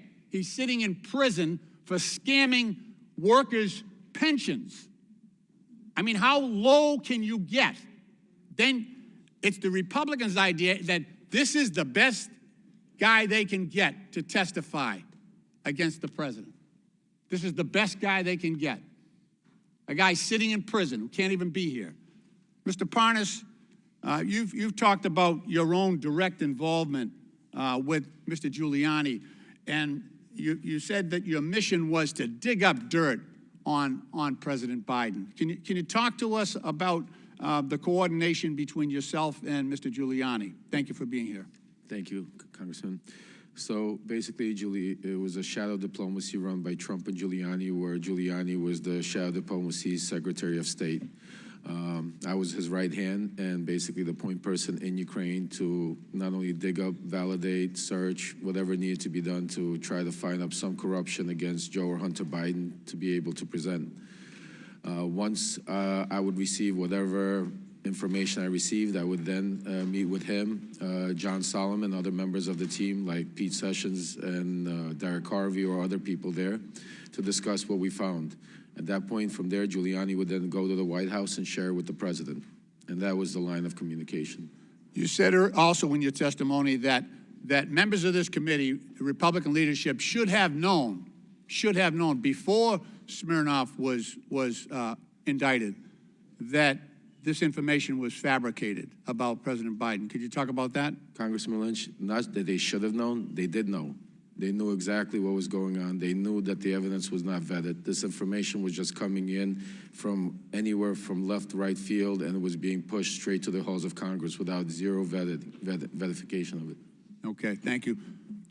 Mr. Chairman, my time has expired, and I yield back. Gentleman's time's expired. Before I recognize Mr. Palmer, I'd like to enter into the record the testimony of Tony Bobulinski with the committee on February 13th, 2024. It corrects the record of Representative Garcia's, who did not provide your entire testimony.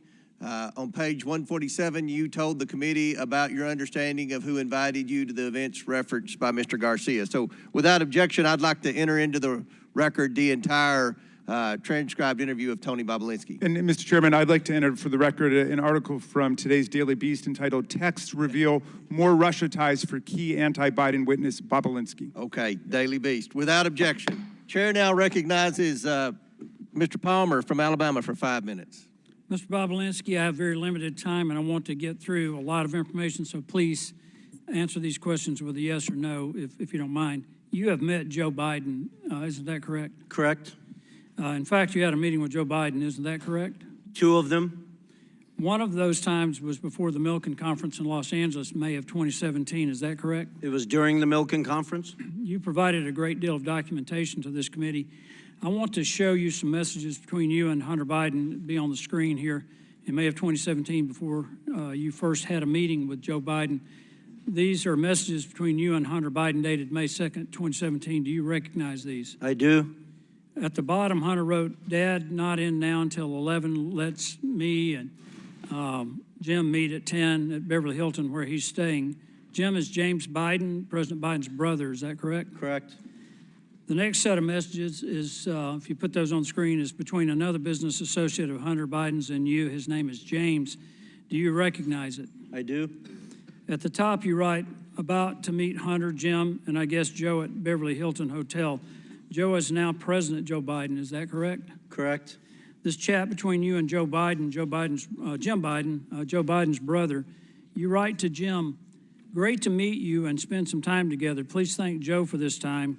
It was great to talk. Thanks, Tony B." You met with Joe Biden, Hunter Biden, and Jim Biden the night before the Milken Conference in 2017. Is that correct? I did, and Jim Biden perjured himself by trying to deny that Thank meeting. you, Mr. Bobulinski. That was at the Beverly Hilton, correct? Correct. You can provide more details around that meeting. What was the purpose of that meeting? I didn't ask for the meeting, so I wish Hunter Biden was sitting next to me and he could under oath describe it. But the only reason why I was meeting with Joe Biden and the only reason why I was there is because I was the CEO of the enterprise that they were putting together with the Chinese company CFC.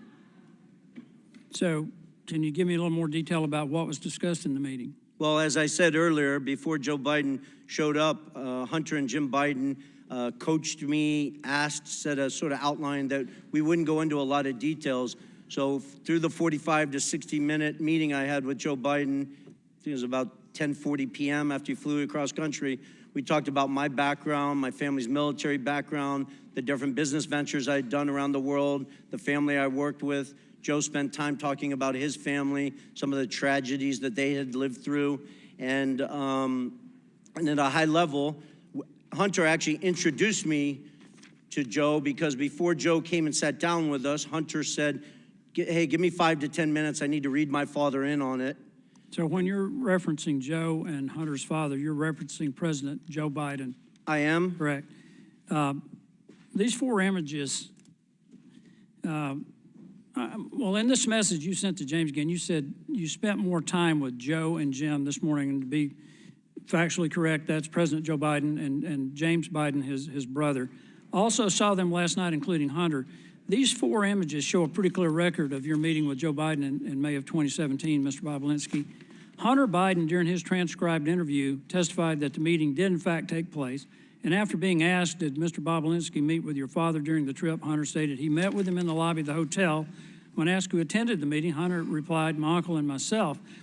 But when asked whether the meeting at the Beverly Hilton between Joe Biden, Jim Biden, Hunter Biden, and Tony Bobulinski took place, Jim Biden testified, absolutely not.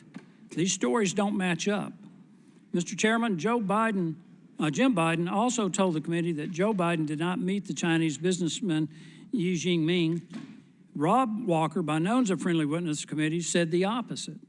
So, Mr. Chairman, it appears to me that there are material inconsistencies between the witnesses' testimony. These witnesses' statements appear to me to be irreconcilable. In short, Mr. Chairman, someone appears to be lying to the committee. The inconsistent testimony seems to come from Jim Biden, the president's brother. Lying to Congress is a serious offense, Mr. Chairman, a criminal one, in fact.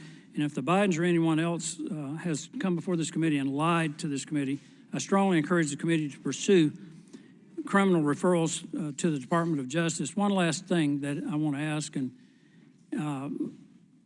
Mr. Bobulinski or Mr. Galanis, have either of you heard of any offer of a pardon for anyone involved or associated with or a partner to the Biden family enterprise corruption investigation? I'm sorry, that was a question. Have I heard you anything heard of anyone being suggested that a pardon might be in order for anyone associated with this enterprise? I have not. Thank you, Mr. Bobulinski. Thank you, Mr. Chairman. I yield back. Mr. Chairman, I just have a parliamentary inquiry.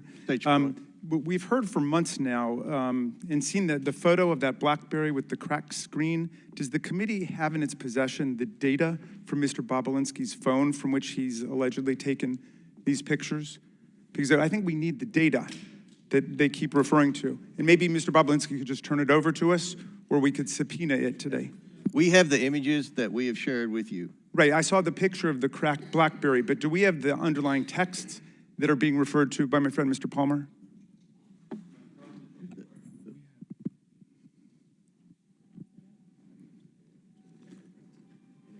Mr. Bobulinski previously said he'd be happy to turn over his phones. We have pictures of all the text message screenshots that we've provided with everyone on the committee.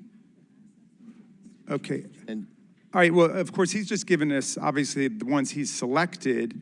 I'm wondering whether we could get all of those texts, and I would move that the committee subpoena Mr. Bobulinski's BlackBerry phone on which messages with Hunter Biden and the Oneida Holdings partners are saved. He stated that he's willing to provide it to the committee, so it should be rather simple. Mr. Chairman.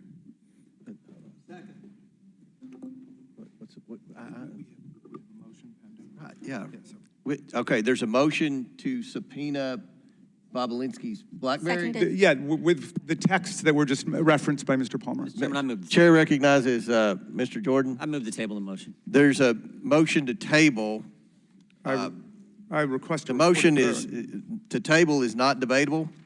As many as in favor of tabling may signify by saying aye. Aye. All those opposed signify by saying no. No. In the opinion of the chair, the ayes have it, and the motion to table is agreed to. Mr. Chairman, what we're doing is we're tabling evidence here, which you keep relying on, so I'm going to ask for a recorded vote for that. Yeah. That just makes no sense. A recorded vote is ordered.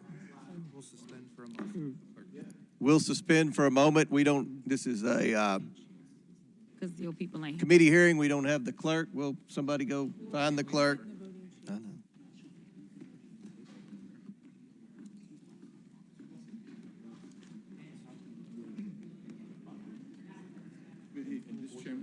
He said it. Did he say under oath? In the? Did he say? Would, Mr. Speaker, Mr. Chairman, Mr. Minority Leader, do you think it's possible that the witness would voluntarily just give it? But I had understood actually that Mr. Bobulinski had volunteered when he was asked about this. It would simplify things if he would just turn it over the BlackBerry. Well, he did very clearly say he's happy to turn over his BlackBerry to the committee. We then asked for it at the deposition. He didn't. We've asked the majority to ask for Mr. Goldman, you're out of order. We're in suspension here waiting for the clerk to come so we can take the vote that your side of the aisle requested. You can't make this stuff up. You can't. This is Jurassic Park. Gee.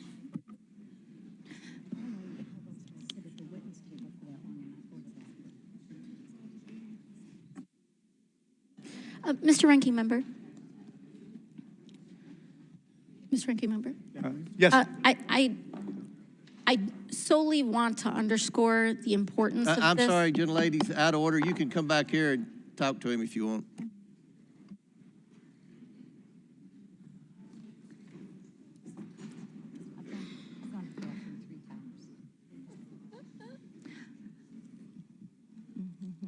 Mr. Chairman. Mr. Chairman. Yes. We don't even have. You're gonna. I said Ms. Ocasio-Cortez would have to come up. You will as well. Sorry.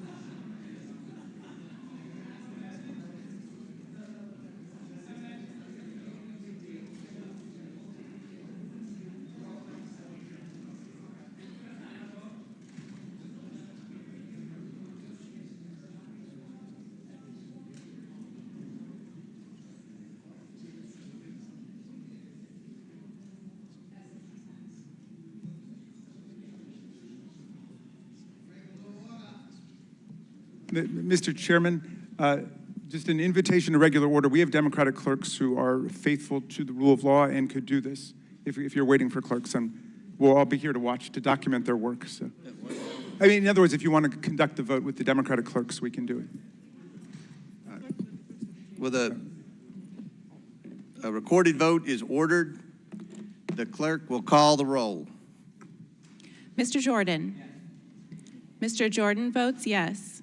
Mr. Turner. Mr. Gosar. Ms. Fox. Mr. Grothman. Mr. Grothman votes yes. Mr. Cloud. Mr. Cloud votes yes. Mr. Palmer. Mr. Palmer votes aye. Mr. Higgins. Mr. Higgins votes yes. Mr. Sessions. Mr. Sessions votes aye. Mr. Biggs? Mr. Biggs votes aye. Ms. Mace? Ms. Mace votes aye. Mr. LaTurner? Mr. LaTurner votes aye. Mr. Fallon? Mr. Donalds? Mr. Donalds votes yes. Mr. Perry? Mr. Timmons? Mr. Timmons votes aye. Mr. Burchett? Ms. Green? Aye. Ms. Green votes aye. Ms. McLean? Ms. McLean votes aye. Ms. Boebert? Mr. Fry? Mr. Fry votes aye. Ms. Luna? Mr. Langworthy? Mr. Langworthy votes aye. Mr. Burleson? Mr. Waltz? Mr. Waltz votes aye. Mr. Raskin? No. Mr. Raskin votes no. Ms. Norton? Mr. Lynch? No. Mr. Lynch votes no. Mr. Connelly? Nay. Mr. Connelly votes nay. Mr. Krishnamurthy? No. Mr. Krishnamurthy votes no. Mr. Khanna? Mr. Mfume? No. Mr. Mfume votes no. Ms. Ocasio-Cortez? Nay. Ms. Ocasio-Cortez votes nay. Ms. Porter? Ms. Bush? Ms. Brown? Ms. Stansbury? Mr. Garcia? Mr. Garcia votes no. Mr. Frost? Ms. Lee? Ms. Lee votes no. Mr. Kassar? Mr. Kassar votes no. Ms. Crockett? No. Ms. Crockett votes no. Mr. Goldman? No. Mr. Goldman votes no. Mr. Moskowitz? Mr. Moskowitz votes no. Ms. Tlaib? Ms. Tlaib votes no. Ms. Presley? Ms. Presley votes no. Mr. Chairman? I vote yes. And how is Mr. Burleson recorded? Mr. Chairman votes yes. Mr. Burleson is not recorded. Mr. Burleson votes yes. How is Ms. Boebert recorded? Ms. Boebert is not recorded.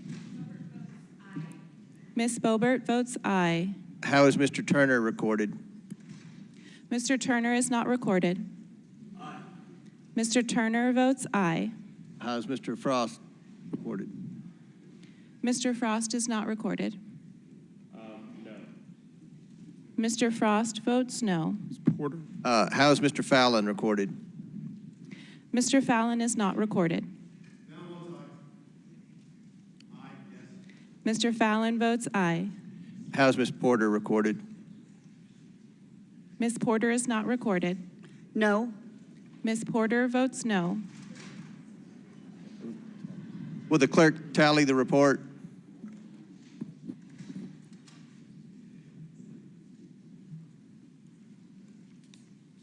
So who's next? Who do I reckon?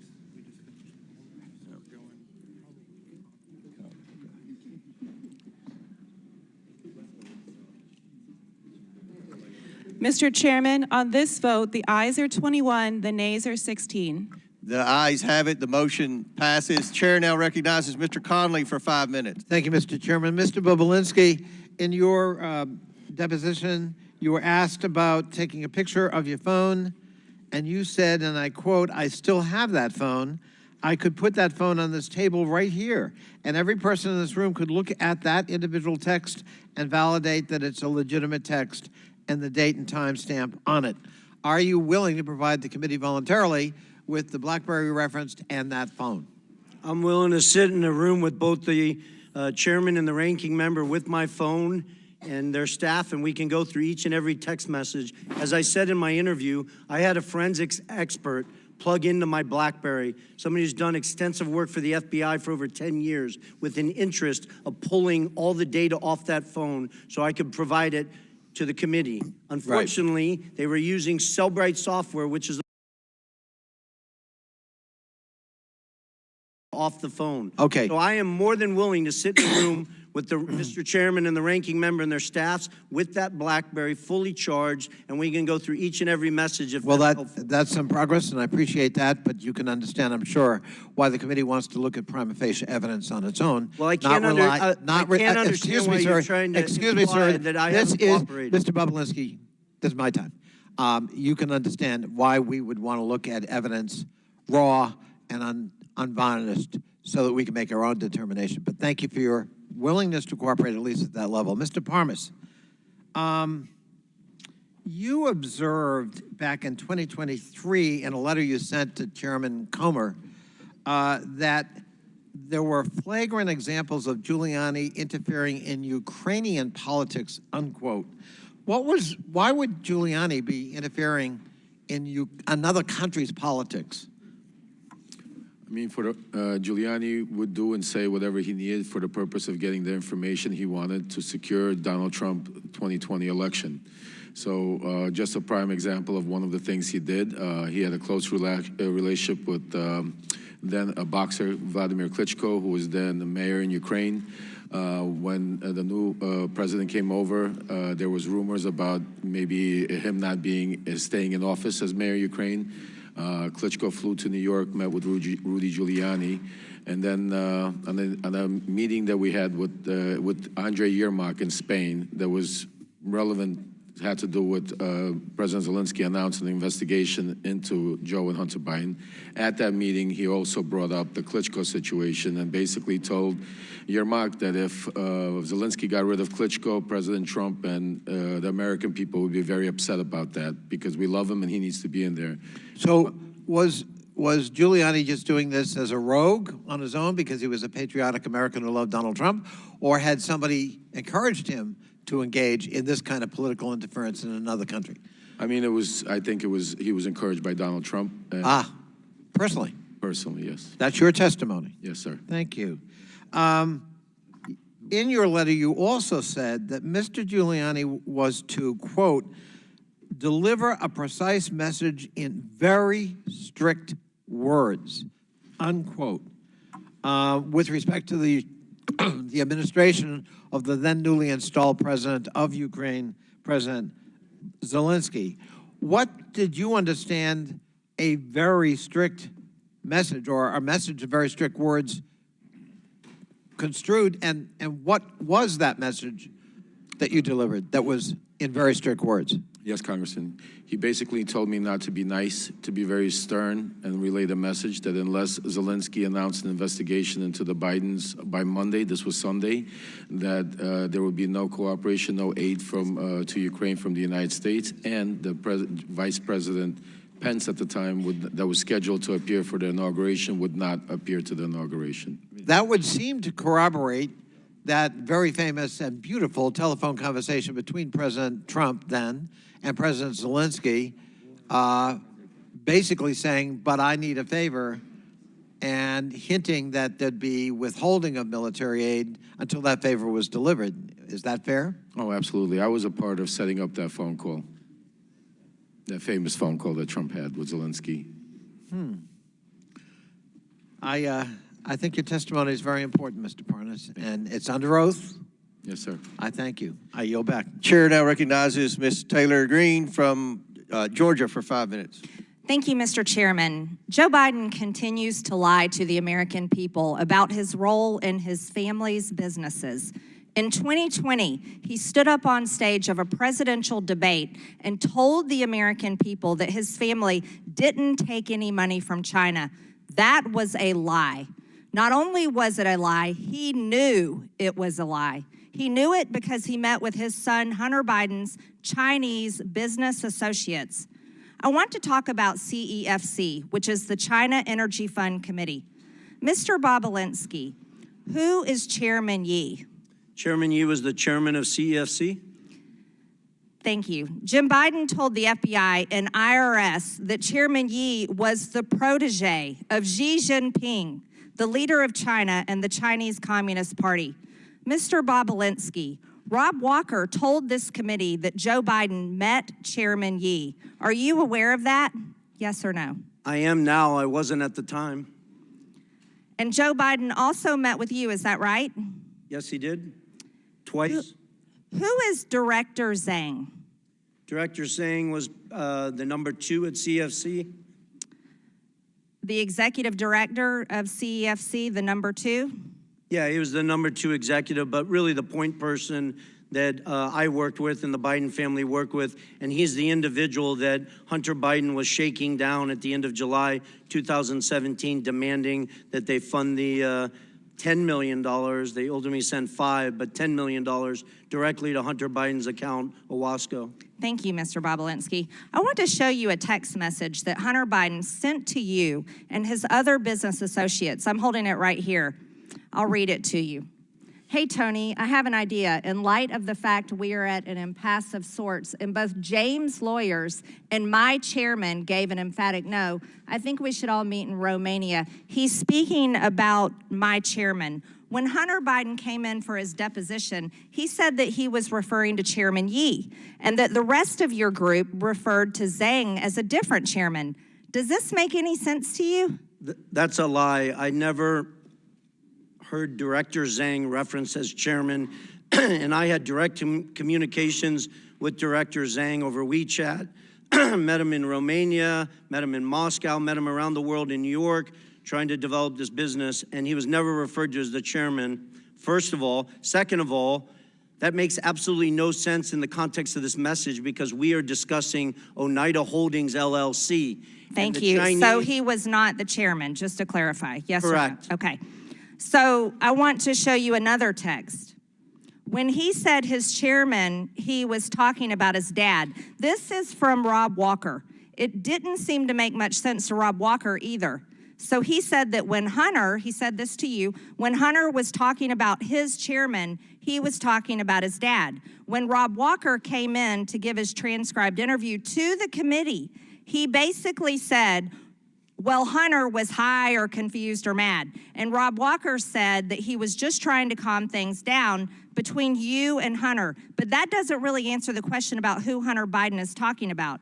Hunter Biden lied to this committee. So here, clearly, he says, Rob Walker's saying he's talking about his dad. So I want to be very clear. We've established that Zhang is not the chairman, obviously. Is that correct? Yes or no? Correct. Let me show you another message. This message doesn't call Zhang Chairman Zhang, does it?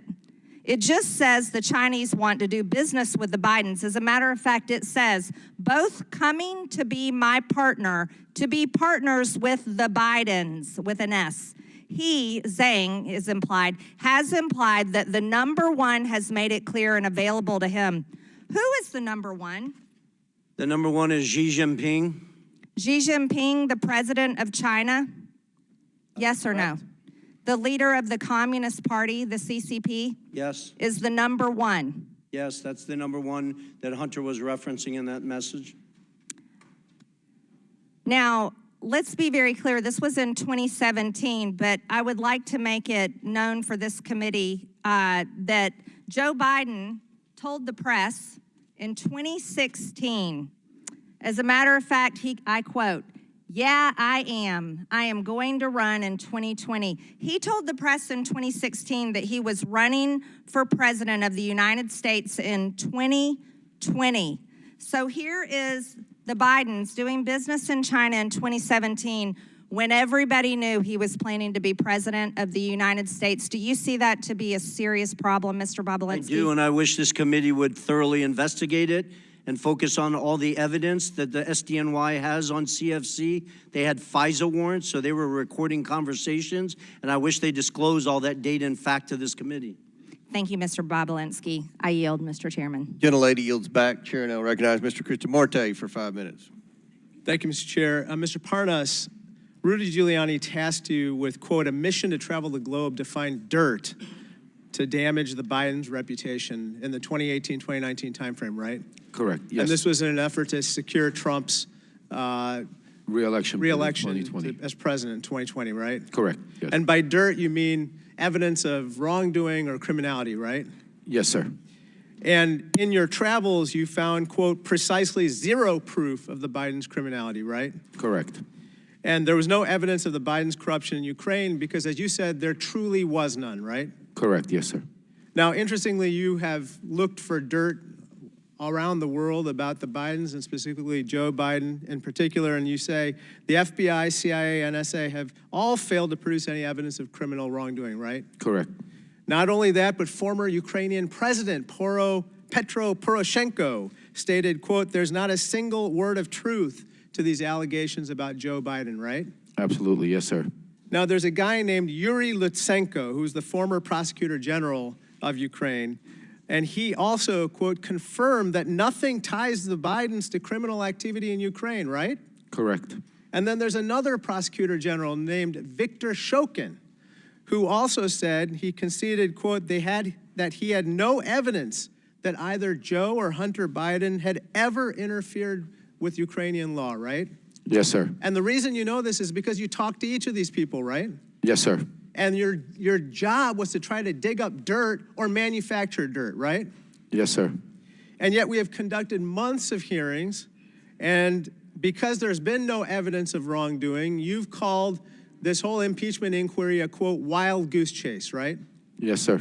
Now, interestingly, we've heard from the other side that, quote, the real quid pro quo wasn't Donald Trump. It was Joe Biden when he tried to hold up foreign aid when he was vice president in exchange for firing the federal prosecutor in Ukraine that was investigating the corruption from his son. Now, you, again, looked for evidence to support this claim.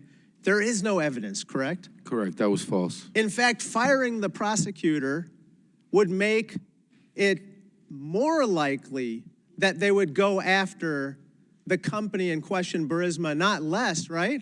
Well, the ironic part is the reason why majority of the world and Ukraine and the Obama administration wanted to get rid of Viktor Shokin because he was corrupt, not because he was investigating Burisma, because he was stalling investigations for UK that was looking into a $23 million they wanted to get out from Zlochevsky, and Shokin stalled that investigation. So it was the logic is just the opposite of what the majority claims is to be the case, namely that they say that somehow Joe Biden was out to fire the prosecutor to reduce the chances of a prosecution of Burisma. But actually in firing that prosecutor, he increased the chances of prosecuting Burisma, right? Absolutely correct, yes. So let me just talk to you about what some of the other witnesses in this impeachment inquiry have said. Jonathan Turley, the constitutional expert the Republicans brought forward, said there's no evidence of which he was aware to support impeaching the president. You agree with that, correct? 100%. Garrett Graves, a colleague of ours, said just last week, quote, have I seen anything that is impeachable? No, I haven't. You agree with that statement as well? Yes, sir. Last year, our Republican colleague Ken Buck, who's about to retire, said that evidence of wrongdoing by President Biden, quote, doesn't exist right now. It doesn't exist now. It didn't exist then, right? That's exactly true, sir. Sir, how many times have you met Donald Trump? Well over 10 times, I'd say. I'd have to count, but lots of times. Is there anything that you'd like to relate to us about your conversations with Donald Trump that would bear on the conduct of these proceedings? I mean, Donald Trump was aware of everything that was going on that day in the Red Room when we were in the White House. After Rudy bringing Donald Trump up to speed on that I could go out to Ukraine and get Viktor Shokin, Donald Trump approached me, shook my head, said, thank you for all that you're doing. Keep up the good work, patted me on the back, took pictures, and I was off to Ukraine. To meet with Viktor Shokin? To find Viktor Shokin, to bring him back here to meet with Lindsey Graham. Got it. Thank you so much. I yield back. Thank you. Chair now recognizes Mr. Cloud from Texas for 5 minutes. Thank you, Chairman. Now, we have heard time after time Biden Joe Biden say that he had no knowledge whatsoever about the business dealings, and that changed. He had never allegedly had any conversation with Hunter. Then they moved the ball to say that, well, he didn't have any business dealings, he wasn't involved, didn't have any financial contribution. Since then, we've uncovered about 20 shell companies, and we have bank records that bring light to that. And while we can't cover all 20 shell companies in 5 minutes, I wanted to focus on one, and that is Rosemont Seneca Bohai. Rosemont Seneca Bohai is interesting, and Devin Archer had testified, and he said this in his testimony. He said that this entity, quote, was used as a common entity owned 50-50 on a handshake deal between Devin and Hunter splitting these shares. Actually, that was your words, Mr. Galanis. Do you stand by those words? Yes, I do. And Devin Archer agreed with that. He said Hunter was a corporate secretary of RSB and had a handshake 50-50 ownership deal. Is that correct? That's correct, yes. And primarily this company was set up to initially as a place to hold equity from the equity stake of Bohai Harvest. Is that correct? What I was told by the partners at the time, it was set up to do that and invest in other businesses. I think Devin Archer subsequently testified to that effect. And it included monies that were paid from the bond fraud, $15 million that was wired to that RSB account as well. Yeah. So it conducted multiple transactions as you depicted in that diagram. And even if this were legal and there was no impropriety here, it's very concerning because this company's set up to basically compete against America's energy interests at the behest of CCP. Then we have other flows into Rosemont Seneca Bohai from Burisma. We all know about Hunter's $1 million salary that he received for sitting on the board and providing no actual function there. And so we have $1 million salary going through Rosemont Seneca to Hunter Biden. And then this is interesting. We have a meeting with Kazakhstani Kens Rekashev. And what gets me here is the $300 at the end of the $142,300 that goes into this. And then the next day went to a Porsche dealership for a car for Hunter Biden.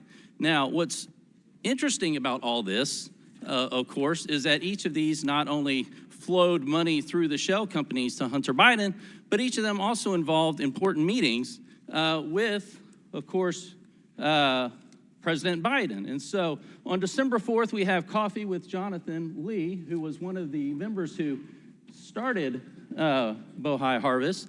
And he was connected with the CCP. They were having trouble getting licensed to work because, of course, the CCP has to get permission for that, until Hunter flew over on Air Force Two with Vice President Joe Biden at the time. They met with Jonathan Lee. Hunter introduced him. Joe ended up writing a letter of recommendation to Jonathan Lee's daughter to get into college. And then we see that this relationship continues to be formed.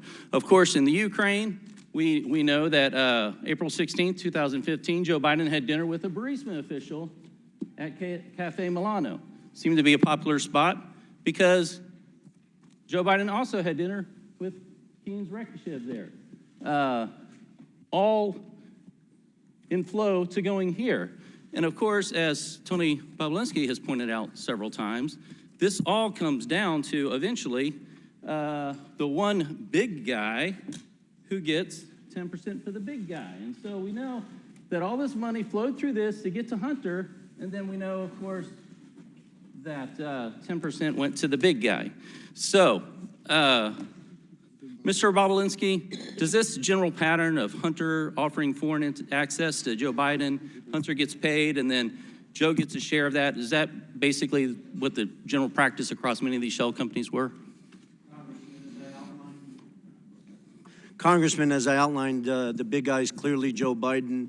The details of some of those transactions I was not involved in, but that's clearly how they operated. But that's the pattern that we've seen over. And Mr. Galanis, you said at the beginning that Hunter didn't really provide any sort of intellectual property asset value or anything of the sort, that his entire value was the brand. Is that correct? How did you state that? Yeah, we didn't rely on him for any work product other than delivering the Biden lift. The Biden lift. And one more question for you, Mr. Galanis. Did you offer to provide information on Hunter Biden and Devon Archer back in 2016 to prosecutors and the SEC, and what happened there?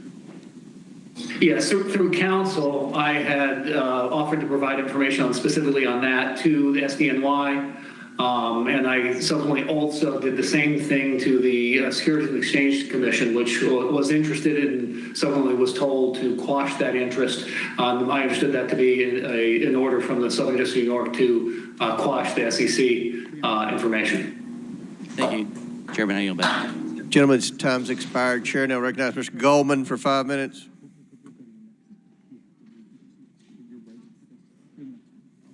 Thank you, Mr. Chairman. I only have 5 minutes, Mr. Bobulinski, so I'm going to try to move quickly, and I'd appreciate if you just answer the questions. You testified that Joe Biden was involved in your business venture related to Oneida Holdings and Hunter Biden. So I want to drill down on the crux of what your testimony is. Oneida Holdings is the business venture that you are referring to, correct? When I'm referring to what? Can you Any business you did with the Bidens? My reference is the Sinohawk Holdings LLC, and Oneida Holdings LLC owned 50% of that. Right. And Oneida Holdings was the 50% that was on the American side of that Sinohawk deal, right? It was the 50% that was the Biden side of it. Some of the, James Gilliar is not an American, so. Sorry, fair enough. And it was a joint partnership memorialized in an incorporating document, correct? And it had equal shares divided among 5 partners. Is that right? Well, I can't. Well, are you asking me about what you're holding up? Because sir, was it an equal? Were there equal 20% shares among 5 partners? In what? Oneida Holdings. In the final signed documents? Yes. Is that what you're asking me? Yes. It is? It's not complicated. Well, it is because. All right, you're just filibustering now. The answer is, you're filibustering, I get it, that there were 5 partners, Hunter Biden, Jim Biden, Rob Walker, James Gilliar, and you. Each owned 20%. Do you well, they didn't each own, their LLCs owned it, which is a material Do you difference. see Joe Biden or an LLC related to Joe Biden on this? I don't know if Joe Biden owned any of Jim Biden's LLC or Hunter Biden's LLC. I'll leave that up to the committee. Okay. And do you know when this agreement was entered into?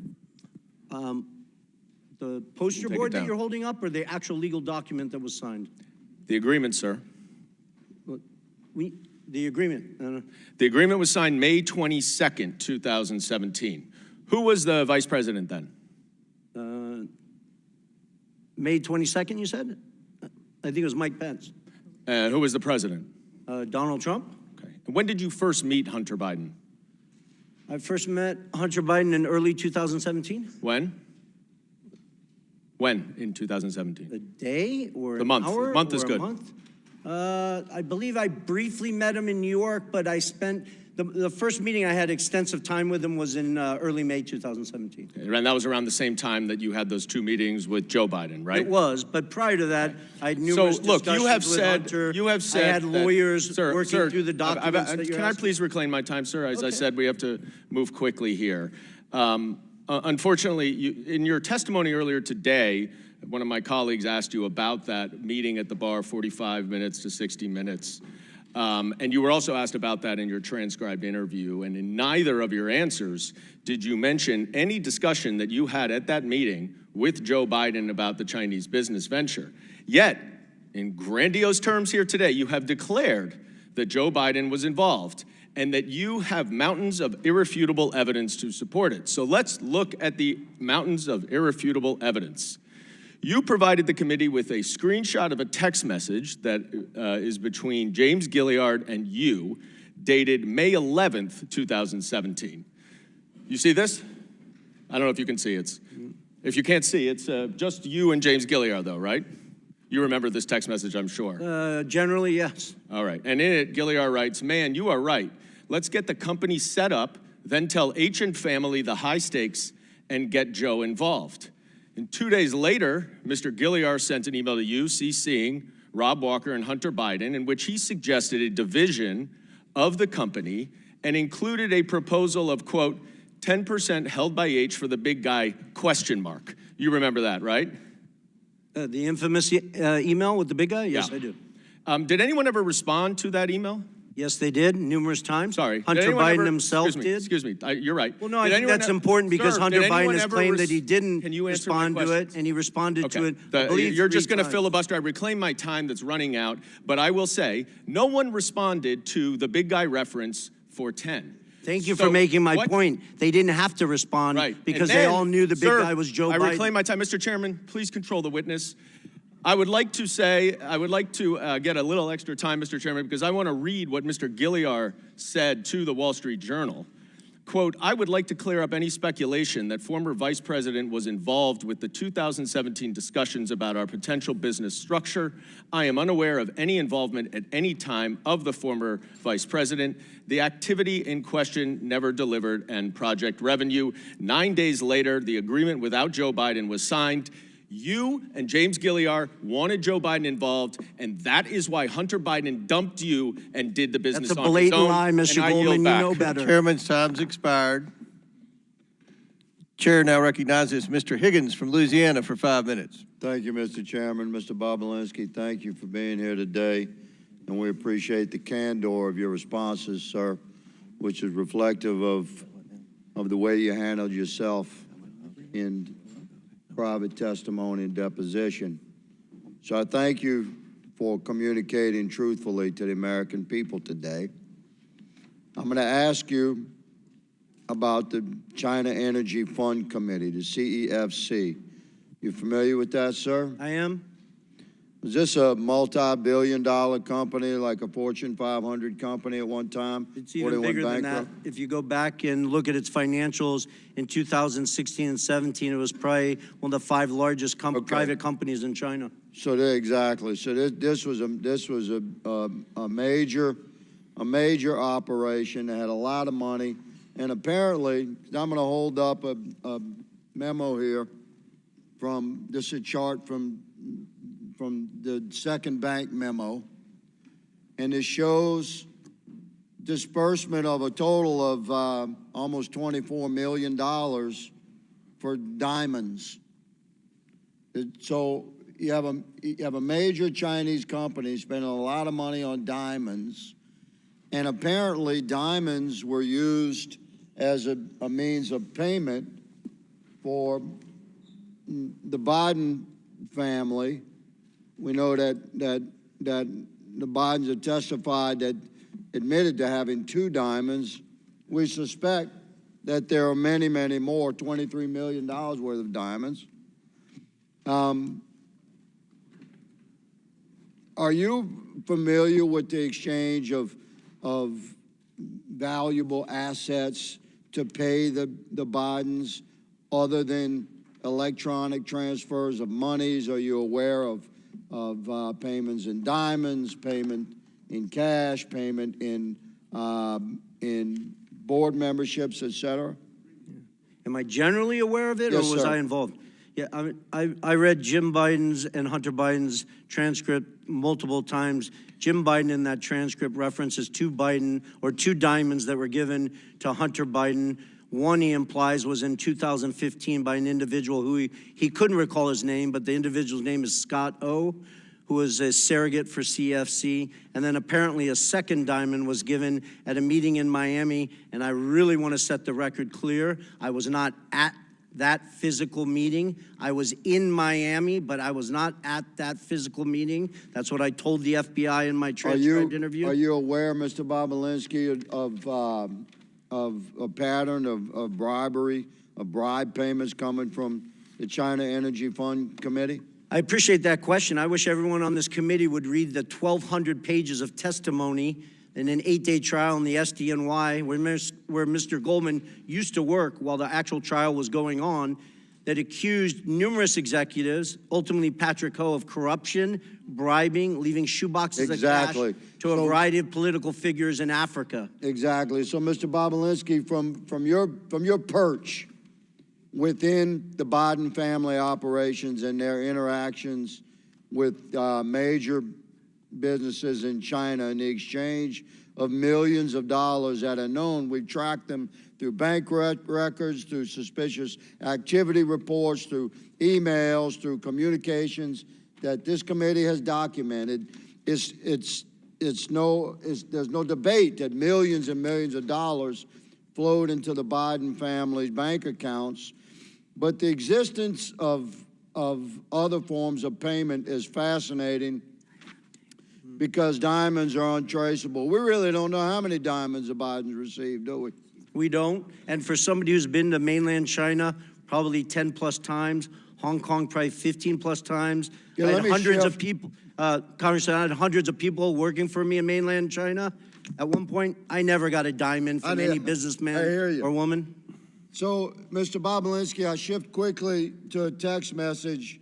Are you familiar with this? It's from a gentleman named James. Generally, yes. Yes, says, don't mention Joe being involved. It's only when you're face to face. I know you know that, but they are paranoid. And there's a response saying, okay, they should be paranoid about things. And then there's a response saying, for real.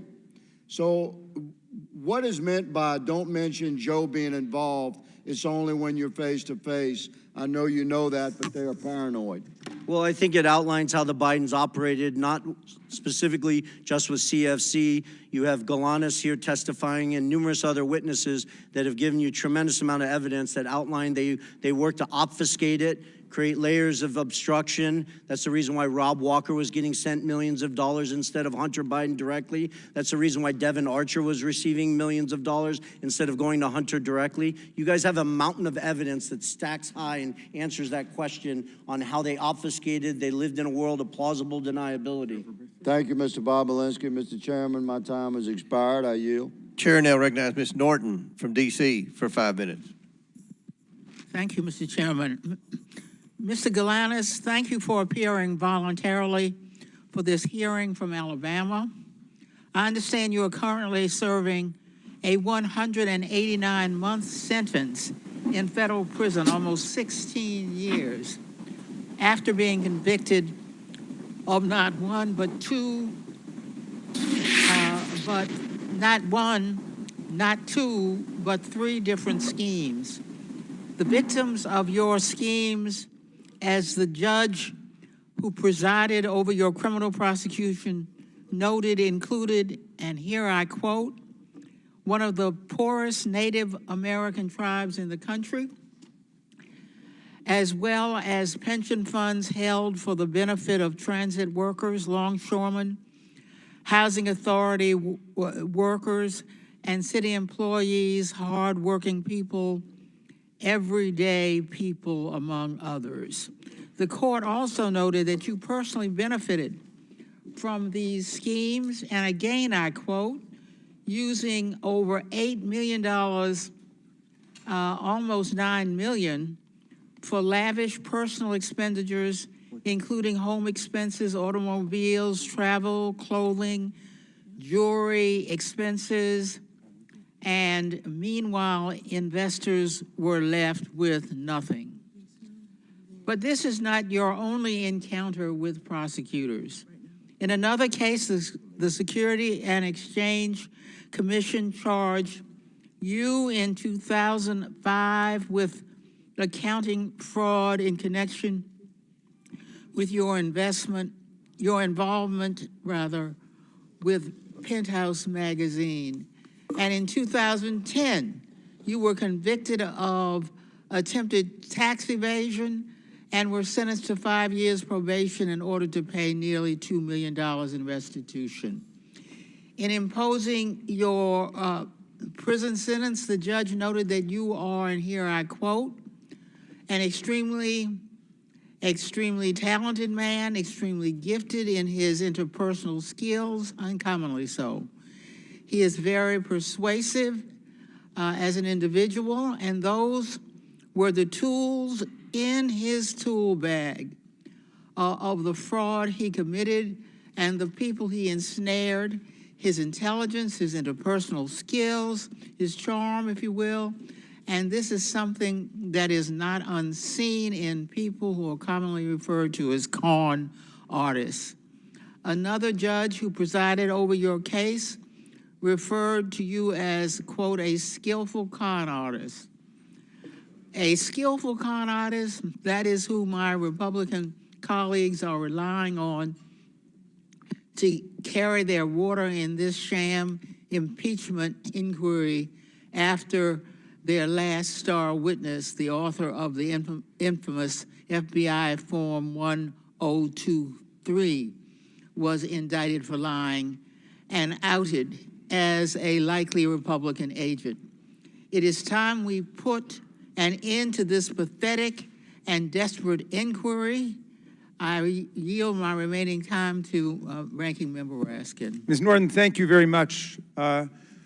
So for more than a year now, we've heard innuendo, rumors, propaganda, big lies, but no facts, no evidence that could reasonably support the finding of impeachable high crimes and misdemeanors against President Biden. In our first real impeachment hearing, the majority invited several expert witnesses who came together, and their witnesses agreed with that there was nothing that remotely approached the level of proof needed to support a finding of high crimes and misdemeanors that one would impeach a president for.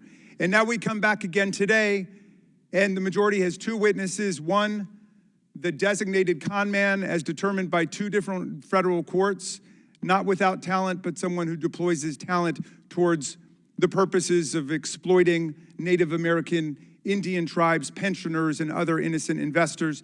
And then Mr. Bobulinski, who offers a lot of rhetoric and a lot of hot air, but absolutely no facts that could indict the President of the United States for high crimes and misdemeanors, impeachable offenses against the Republic, the kinds of offenses which James Madison said are great attacks on the Republic itself, great affronts to our Republican form of government.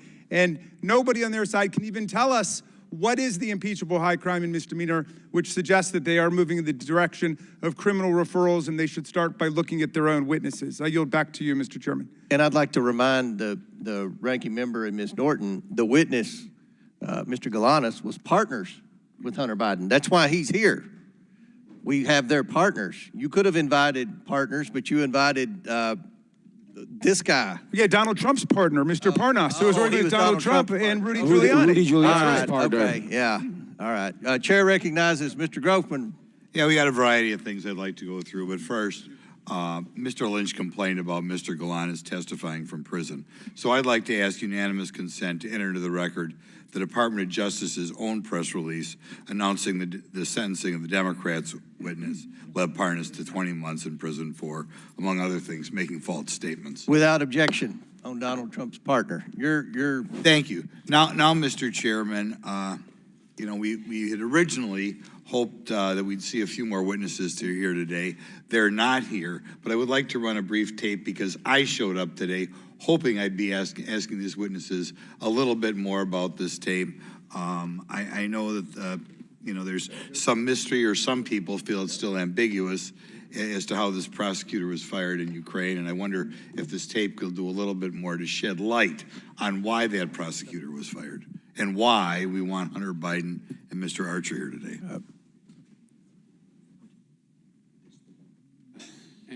So I got Ukraine, and I remember going over convincing our team, or others, to convincing us that we should be providing for loan guarantees. And I went over, I guess, the 12th, 13th time to Kyiv, and I was supposed to announce that there was another $1 billion loan guarantee. And I had gotten a commitment from Poroshenko and from Yatsenyuk that they would take action against the state prosecutor, and they didn't. So they said they were walking out to the press conference. I said, no, I said, I'm not going to, we're not going to give you the $1 billion. They said, you have no authority. You're not the president. The president said. I said, call him. I said, I'm telling you, you're not getting the $1 billion. I said, you're not getting the $1 billion. I'm going to be leaving here. And I think it was, what, 6 hours? I said, I'm leaving in 6 hours. If the prosecutor's not fired, you're not getting the money. Oh, son of a bitch. Got fired. And they put in place someone who...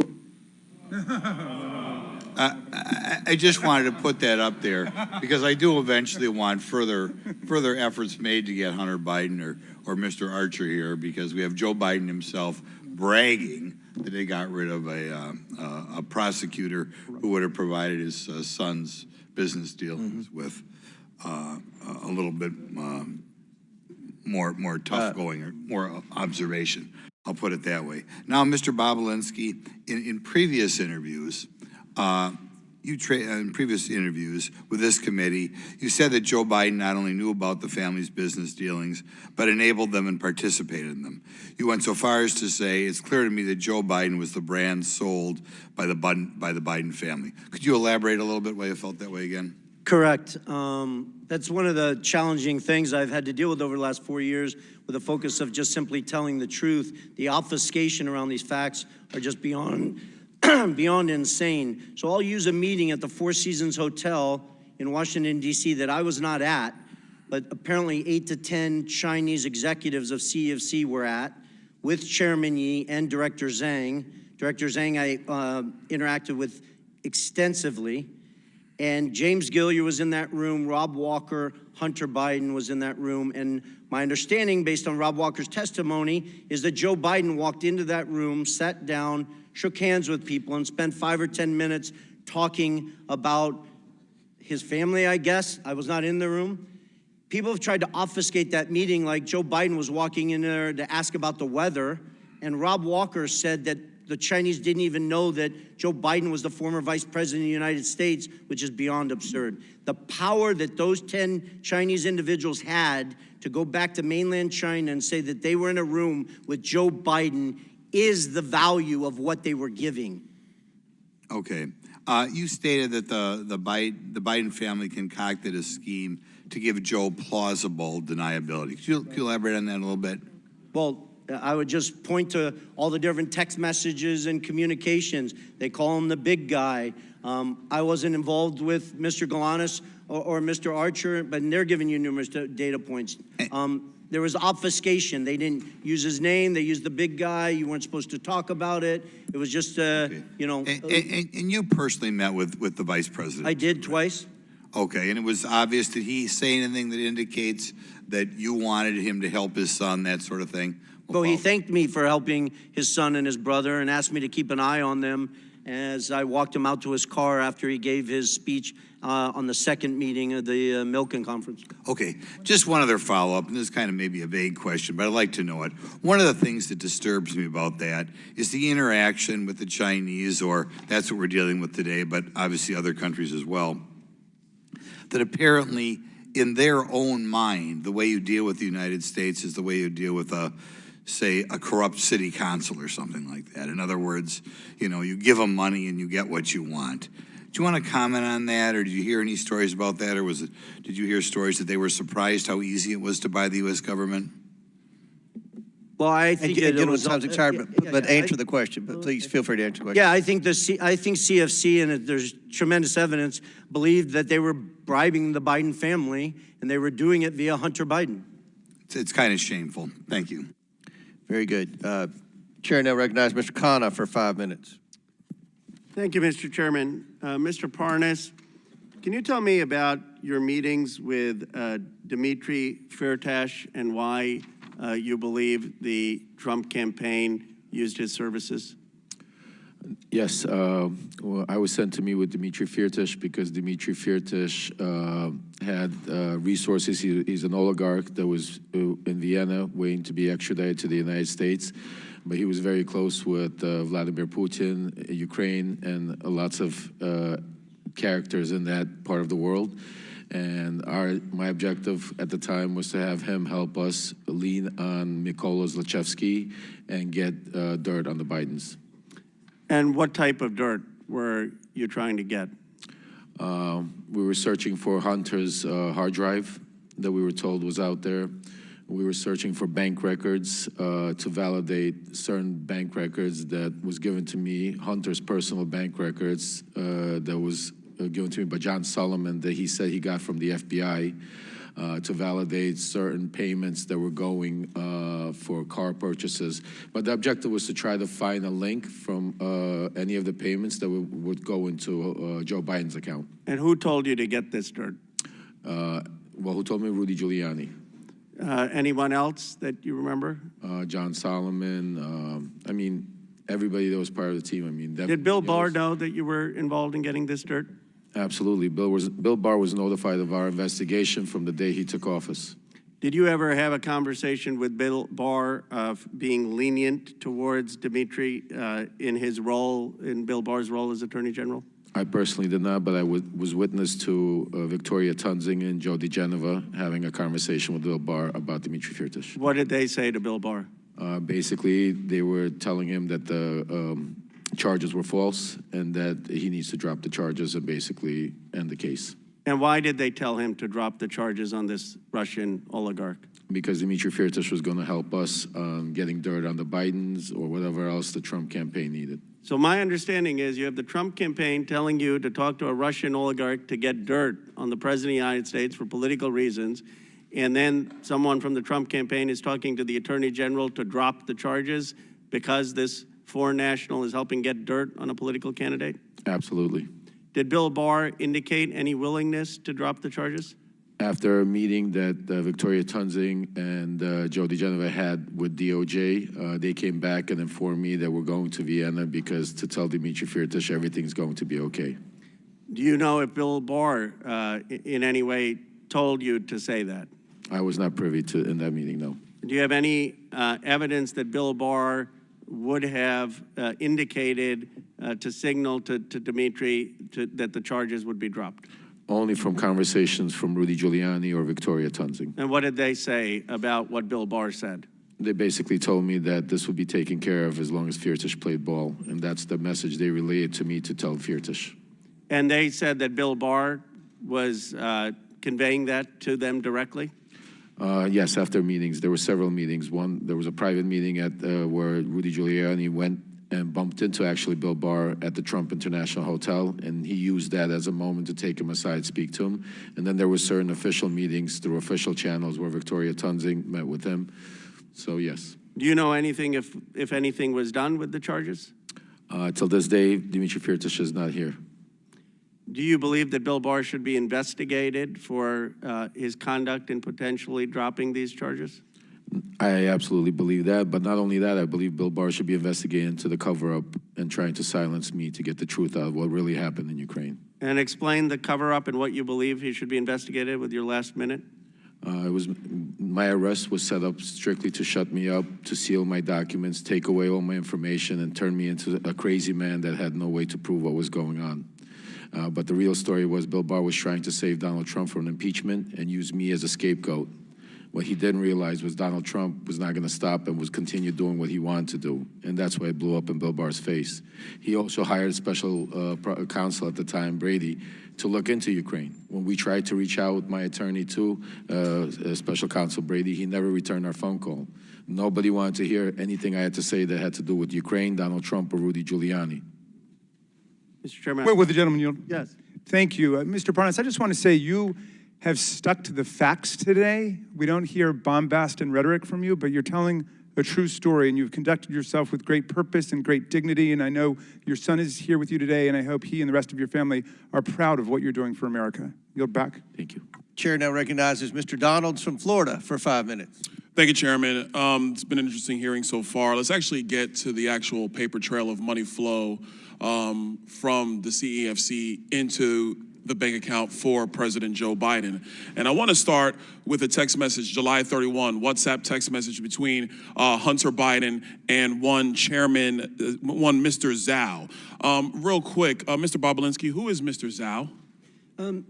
Congressman Donalds, I'd just actually like to spend 20 seconds. If you noticed, Congressman Khanna scurried out of here very quickly, and I'm actually disgusted as I sit here that he didn't address me based on the fact that I'm sitting here in front of the world trying to testify to the truth.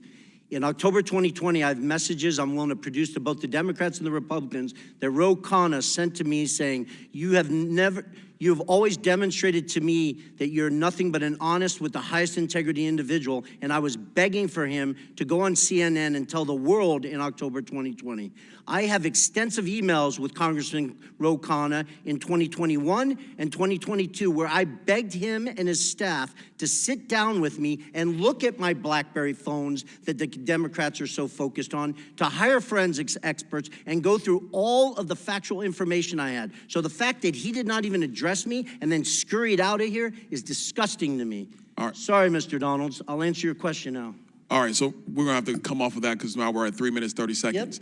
Yep. Mr. Chairman, for the record, I want to submit into the record 2 different WhatsApp text messages. One, July 31, between Hunter Biden and Mr. Zhao of CEFC, which stipulates that Hunter Biden wants to be able to move on from and get the contract resolved, get the deal resolved, and that Mr. Zhao responds and says, yes, the CEFC is willing to cooperate with the family. On August 31, there's another exchange, this time, August 3rd, 2017, between Hunter Biden and Mr. Ganwei Dong. And in this message, they're talking about the stipulations of the arrangement between the Biden family and CEFC. I want to submit both WhatsApp text messages for the record, Mr. Chairman. Without objection to order. Okay, now to the money flow, because this is where the rubber meets the road. On August 3rd, they actually stipulate through WhatsApp text messages the exact stipulations of the deal. On August 4th, $100,000 is wired into Owasco PC from CEFC infrastructure. Mr. Chairman, I want to submit for the record a portion of the bank statement for the time period August 3rd of 2017 to August 31, 2017, stipulating $100,000 going from CEFC into the bank account of Hunter Biden through Owasco PC. Without objection to ordered. On August 8th, 4 days later, $5 million is then transferred from the Northern International Capital account of $5 million to Hudson West III. Hudson West III is a bank account controlled by Hunter Biden and Mr. Ganwei, aka Kevin Dong, who is a CEFC associate. That money comes from the Northern International Capital bank account, a bank account that is tied to the CCP. Mr. Chairman, I want to submit for the record the bank statement demonstrating that transfer. Without objection to ordered. Okay, moving on. On August 8th, the same time period, there is a wire transfer of $400,000 to Owasco PC from the Hudson West III bank account. That $400,000, Mr. Chairman, I have the transfer records in the bank accounts from the August time period. I want to submit that for the record. Without objection to ordered. Now here's where the fun stuff comes in, everybody, and I got a minute to do it, so we're going to get this done. On August 14, there is $150,000 that is transferred from Owasco PC, which is controlled by Hunter Biden, to Lion Hall Group, which is controlled by James Biden.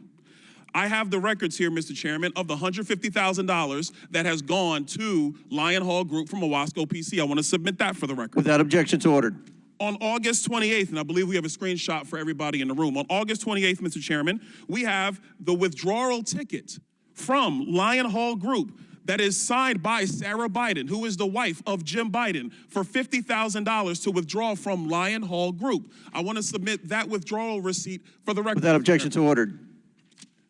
On September 3rd, on August 28th, actually, Mr. Chairman, we have the deposit reference into Sarah Jones Biden's account on the same day she withdrew it from Lion Hall. I want to submit Without that. Without objection to ordered. Last document. On September 3rd, 2007, from Sarah Biden's own personal account, there is a check that is written to Joseph Robinette Biden, Jr., the President of the United States today, for $40,000, signed loan repayment. A loan repayment, by the way, that Joe Biden's own personal accountant, Mr. Eric Schwerin, has no record for. I want to submit that for the record, Mr. Chairman. Without objection to ordered. To the members of the committee, it is clear that the source of this money came from CEFC, and that CEFC is a company that is directly linked to the CCP and actually the chairman of the CCP, the chairman of the Chinese Communist Party, Chairman Xi Jinping. With that, I yield. Very good. Mr. Chairman, I've got a UC request, if that's okay. Go ahead. First, White House for sale, the staff report of the minority side, which details the CEFC's business interactions with Donald Trump. They own a $5.5 million unit in Trump World Tower and others. And then the Department of Justice press release announcing the sentencing of Jason Galanis in federal court to a term of 189 months in prison, ordering him to pay restitution of more than $80 million for 3 criminal fraud conspiracies against a Native American tribe, pension funds, and other investors. Without objection, to ordered. Chair now recognizes Mr. Bafume for 5 minutes. Mr. Chairman, thank you. I'm sitting here and imagining what I would be thinking if I were not here, but rather somewhere around the country watching the Congress of the United States, and in this case, this committee, for 15 months hold these hearings on Hunter Biden and come up with not one impeachable offense in all that time. 15 months, over 10,000 documents and more, as you can see today as a result of that. This is a do-nothing Congress. And we should be doing the jobs that we were sent here to do, which is not to have investigation hearing after investigation hearing over and over and over again, and then run to our favorite TV outlet to give interviews afterwards. We were sent here to get a job done. Taxpayers are looking at all of us. Meanwhile, Americans, black, white, Asian, Latino, Native American, and their families are wondering what the hell is going on. Is this another investigation hearing in this 15 months that has yielded nothing at all? It's the do-nothing Congress. You thought Harry Truman said it in 1948. Anybody can say it today. Look at what we've done in 15 months. Virtually nothing. Nothing at all.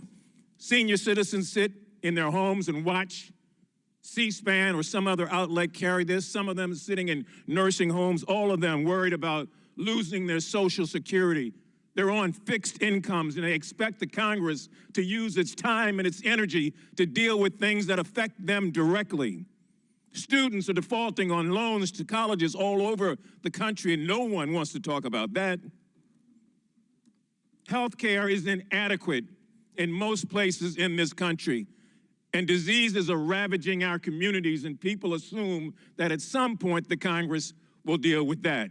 And so whether it's cancer, cardiovascular disease, kidney disease, diabetes, HIV, stroke, the disparities in the health system say, please, please give us a little bit of your time also when you're not dealing with Hunter Biden and when you can't prove that he's done anything wrong. Crime is out of control, white collar as well as black collar.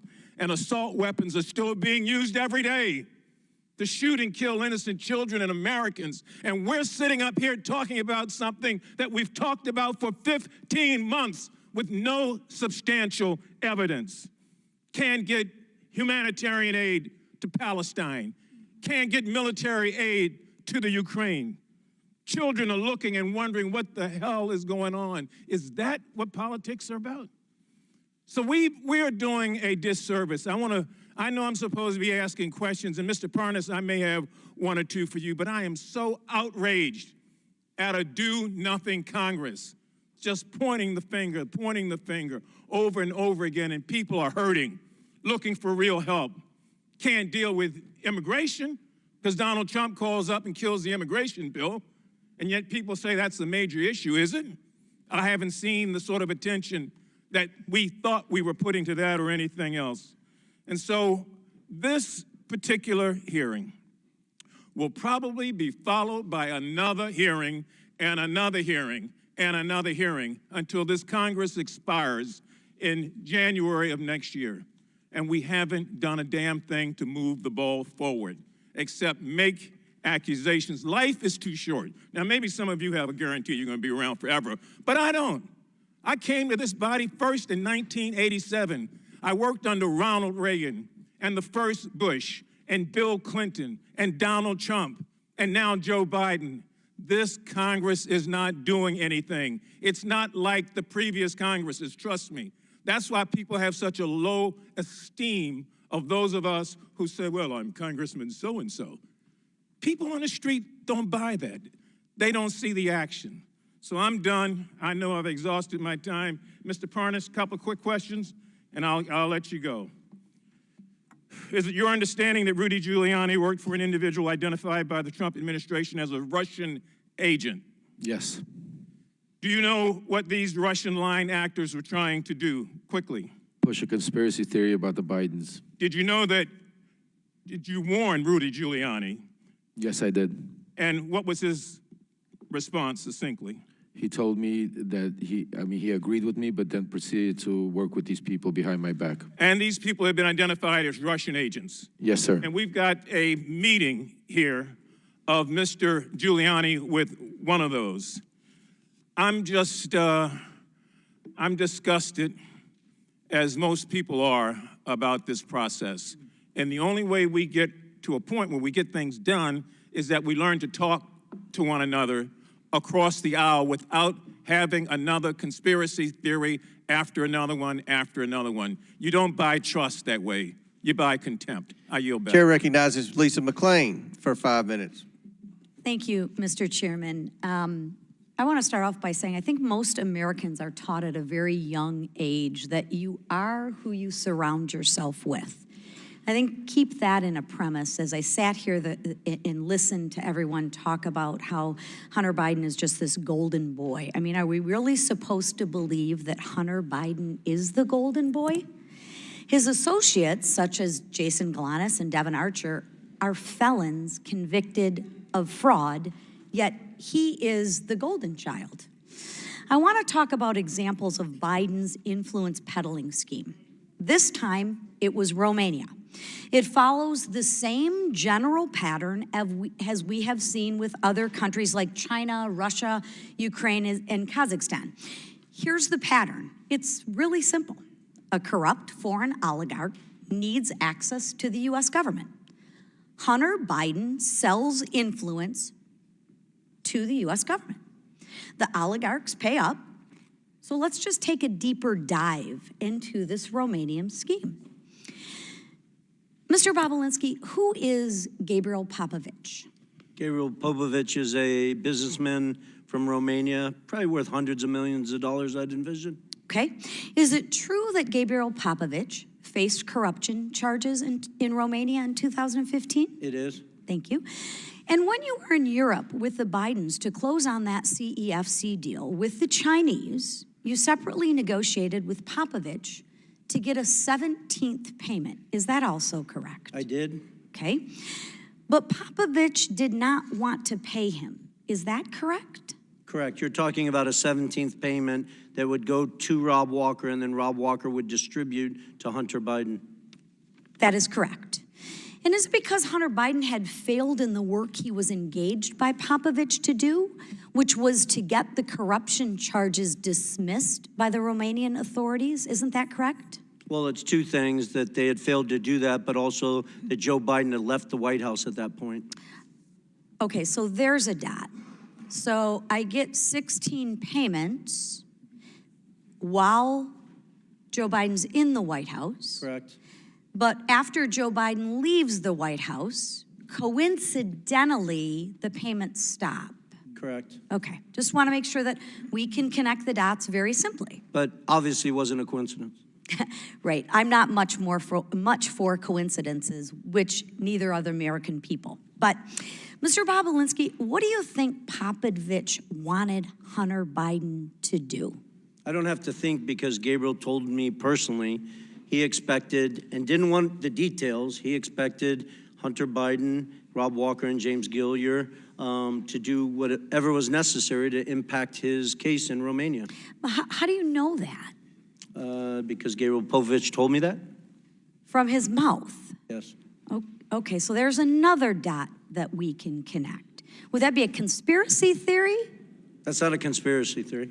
Okay, thank you. I would encourage you to interview Gabriel Popovich.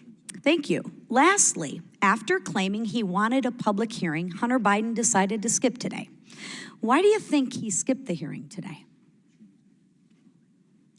Is that a rhetorical or serious?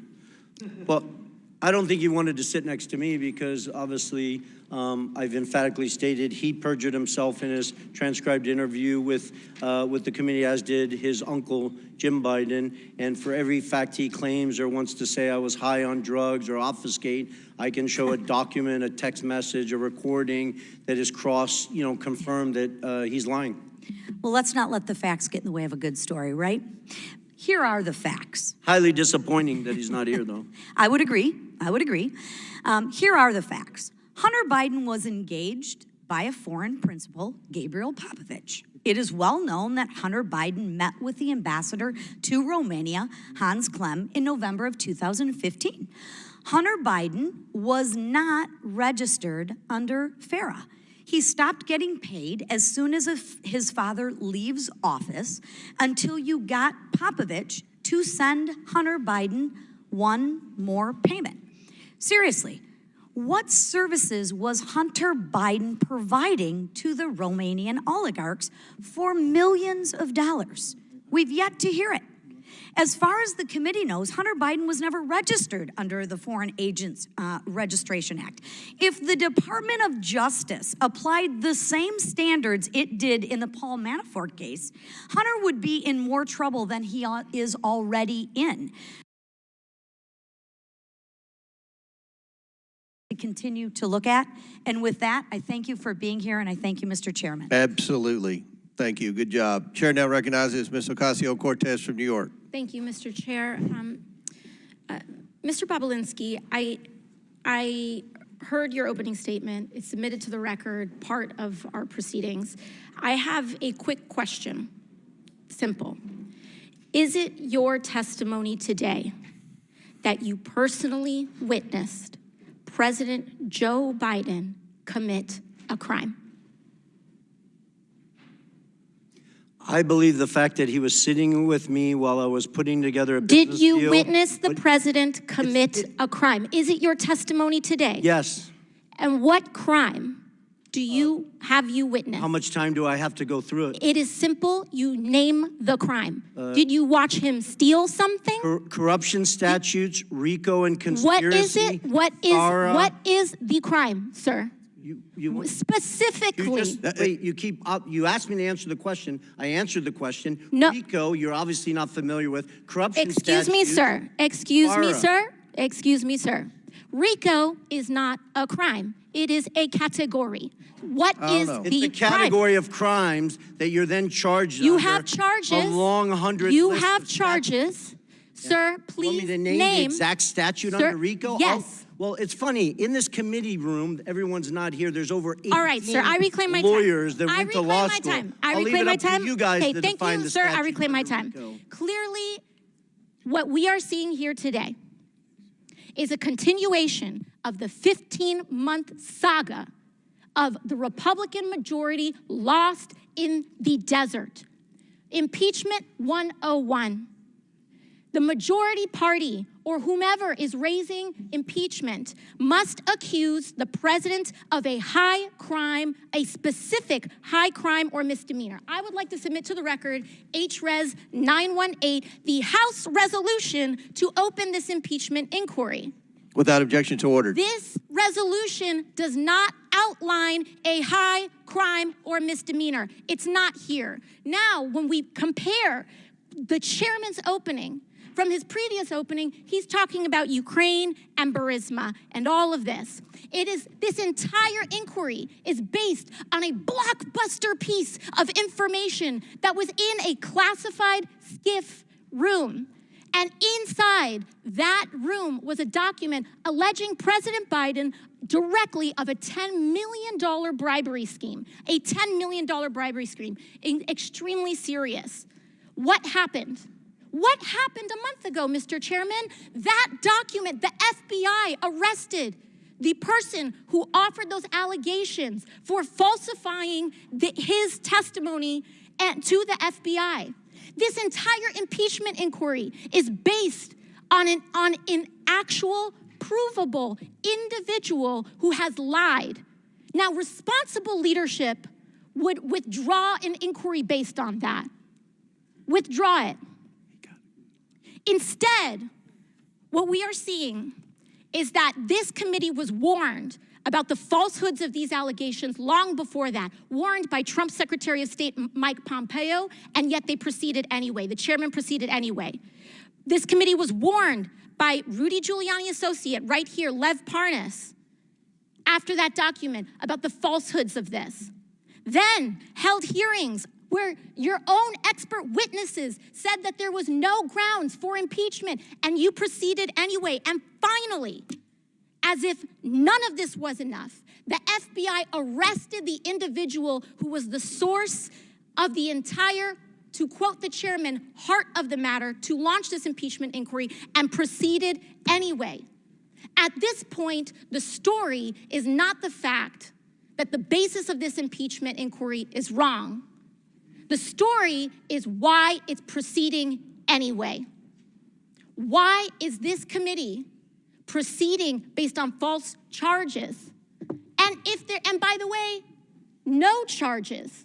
I have yet to hear in the chairman's opening the allegation that they are specifically charging the president of the United States with. I'm hearing about Biden family. I'm hearing about this and that. I am not hearing the specific allegation by this committee. What is it? It's not here, and that is the problem. The story is when this committee knew that they were working with falsified evidence. That's the story. And with that, I yield back. Gentlelady yields back. Chair now recognizes Ms. Mace from South Carolina for 5 minutes. Thank you, Mr. Chairman. On March 1st, 2024, Joe Biden stated he did not interact with Hunter or Jim Biden business associates. Mr. Chairman, I'd like to ask unanimous consent to enter into a record New York Post article. Biden insists he did not interact with his Without objections ordered. We're going to go fast here. I have strictly yes or no questions. On that note, the New York Post article, Joe Biden also said, read the record of every single witness. So I did. I first read Devin Archer's deposition, and he interacted with Joe Biden. Then I read the transcripts of Wab Walker, Eric Schwerin, George Burgess, Kevin Morris, Tony Bobulinski, and Jason Galanis. And every single one of them interacted with Joe Biden. And that's just the people we interviewed. Mr. Galanis, my first questions are for you. Did Hunter Biden call Joe Biden with Yolanda Badarina on the line on May 4th, 2014, yes or no? Yes. In that call, did Hunter Biden state on this call with Joe Biden that everything is good and we're moving forward? Yes, he did. Okay, on the same call, did Joe Biden in the call was saying, okay, then you be good to my boy? Yes, he said that as well. Okay, did Badarina agree to put $20 million into one of Hunter Biden's business projects days later after this phone call? Yes. Okay, did Hunter Biden ever take a call from Joe Biden while at the Peninsula Bar in New York? I'm sorry, I didn't hear that. Did Hunter Biden ever take a call from Joe Biden while at the Peninsula Bar in New York? Yes, he did. During this call, did Hunter Biden update Joe Biden on progress in landing a business partnership with Harvest Fund Management? Yes. Okay. Was Harvest a $300 billion Chinese financial services company closely tied to the Chinese Communist Party? Yes, it was. Okay. Is Hunter Biden involved with Harvest? Hunter Biden is involved in Harvest in two ways: through BHR, which is the fund. Yes or no? Was Hunter Harvest Biden involved with Harvest? Yes or no? Yes. Okay. As part of the extensive emails to that effect. As part of the deal, did Hunter Biden want the company to reserve a board seat for Joe Biden? Yes. Okay. Did Henry Zhao, a Chinese businessman, want assurances Joe Biden would join the board? Yes or no? Yes, he did. Okay. He's expressed that in emails as well. Okay. Thank you. Did Hunter Biden draft an email stating, please also remind Henry Zhao of our conversation about a board seat for a certain relation of mine. Devin and I golfed with that relation earlier this week, and we discussed this very idea again. And as always, he remains very, very keen on the opportunity. Here is a photo of Joe Biden and Devin Archer and Hunter Biden golfing days before the alleged email draft. Do you believe a certain relation of mine refers to Joe Biden? I don't think there's any question. It was based on first-hand conversations with Devin Archer, who was in that picture and at that golf meeting. Did you ever meet with Devin Archer where Hunter took calls from his father? Yes. Okay. During one of these phone calls, did Hunter Biden tell Joe Biden that he and Henry Zhao needed help getting, quote, getting across the finish line? Yes, that's correct. Okay, Mr. Bobulinski, do you recall receiving an email that floated the possibility of giving 10% ownership of Sino-Hawk to Joe Biden through Hunter Biden? Yes. Okay, my last questions are for both of you very quickly. Mr. Bobulinski and Mr. Galanis, you both stated you were told not to use Joe Biden's name in communications, correct, Mr. Bobulinski? Correct. Mr. Galanis? Yes. Okay. Did Joe Biden participate in phone conversations and meetings with Hunter Biden, his business associates, and foreign interests, yes or no? Mr. Bobulinski? He clearly did. He Okay, Mr. Galanis, yes or no? Yes. Okay. In Hunter Biden's deposition, he said he did not involve his father in his business. Did Hunter Biden lie under oath, yes or no? Mr. Bobulinski? Yes. Mr. Galanis? If that's what he said, yes, that would be true. Is Joe Biden lying when he says he did not interact with Hunter Biden, Jim Biden, their business partners, or forward interests? Yes or no? Yes. Mr. Galanis? Yes. All right. In a debate on October 22nd, 2020, Joe Biden denied Hunter Biden made money from China. Then Hunter Biden, his business associates, and foreign interests include money from Chinese businesses, business partners, and/or interests. Yes or no? Mr. Bobulinski? I'm sorry. Did the Hunter Biden family make money from Chinese Correct. business interests? Yes. Mr. Galanis? Did Hunter Biden receive money from Chinese business interests? Yes or no? Yes, he was. Okay, thank yes, he had economic interest, and yes. All right. Joe Biden has regardless. repeatedly claimed that he was not involved in Hunter Biden, Jim Biden, or any other Biden family business deals. Today, our witnesses have proved otherwise. Today, we've established Joe Biden lied about interacting with Hunter Biden's business associates. It is my belief Joe Biden is the closer for Hunter Biden, Jim Biden, and their business associates and foreign interests. Good luck to the left proving otherwise. Thank you, and I yield back. Gentlelady yields back. Chair now recognizes Ms. Porter from California. The title of this hearing is Influence Peddling, Examining Joe Biden's Abuse of Public Office. Look, the impeachment inquiry is dead. If it was on life support, my colleague Ocasio-Cortez just killed it. There is no allegation of a specific crime. President Biden didn't do anything wrong. There's zero evidence of that. And still, both Democrats and Republicans and the media treat these hearings like the Super Bowl. But no one ever wins, and Americans always lose. So I've got a fresh direction for this hearing. All we have to do is cross off the part after the colon. There, just influence peddling. We should have a policy discussion about how to stop government officials from using their positions to get money or favors. Now that is a real hearing, one that nearly every American, regardless of party, wants us to hold. We could start by talking about how senior executive branch officials can leave public service, wait just 1 year, and then legally become lobbyists for big corporations, scoring their new employers profitable government contracts and favorable regulations.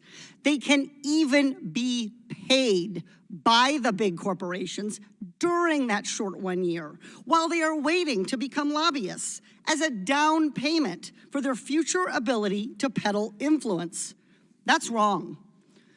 For the panel of witnesses, by show of hands, as Americans, would our witnesses support extending this 1 year waiting period to at least 2 years? No, I would. Okay, so there we go. Republicans, Democrats, even convicted criminals, everybody supports that we should do more to stop influence peddling. This is the kind of good government reform that Americans of all political stripes support. And I should know, in 2022, I passed that exact reform as an amendment to the National Defense Authorization Act with a bipartisan majority vote. What happened to that amendment? Why didn't it become law? The answer is simple. Nearly 500 former members of Congress worked for lobbying firms. And too many people around here want to follow in their footsteps, and so don't want to make it harder for government officials to become lobbyists. Ultimately, Democratic leadership under then Speaker Nancy Pelosi let the amendment get stripped out of the final bill. When I offered up the amendment again during this Congress, Republican leadership under then Speaker Kevin McCarthy never even put the amendment up for a vote. Both parties have let us down on fighting influence peddling and tackling corruption. But I'm hopeful we can begin a new approach in this very committee.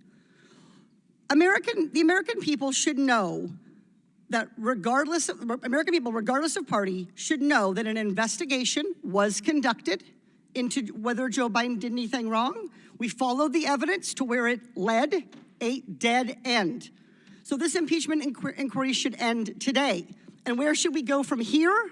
We should stop partisan attacks on each other and address the real problem, that the American people believe that the rules that prevent corruption are way too weak. To stop politicians on both sides of the aisle from influence peddling. This committee should be working together in a bipartisan way to change the culture of Congress, to crack down on influence peddling and corruption, and just as importantly, to stop the perception of it. Let me give you some facts. I don't even need a whiteboard for this one. 495 former members of Congress work for lobbying firms. 467 members of Congress take corporate PAC money. 78 members of Congress violated the Stock Act last Congress. Clearly, we have our work cut out for us. So let's start the conversation today on what a bipartisan ethics reform package could look like. Here are the organizations that could have come today as witnesses so we could have had a productive conversation. Oversight staff, do you have your notebooks ready? Citizens for Responsibility and Ethics in Washington, Common Cause, Project on Government Oversight, Public Citizen.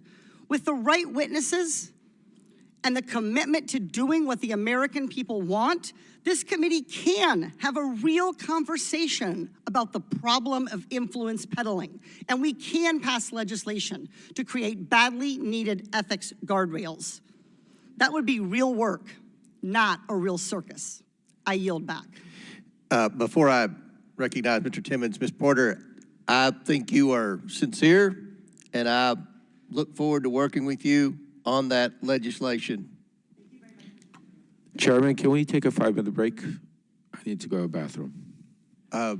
Let us get one more, and then we'll do that. Chair recognizes Mr. Timmons for 5 minutes, then we'll take a break because we have votes coming up anyway.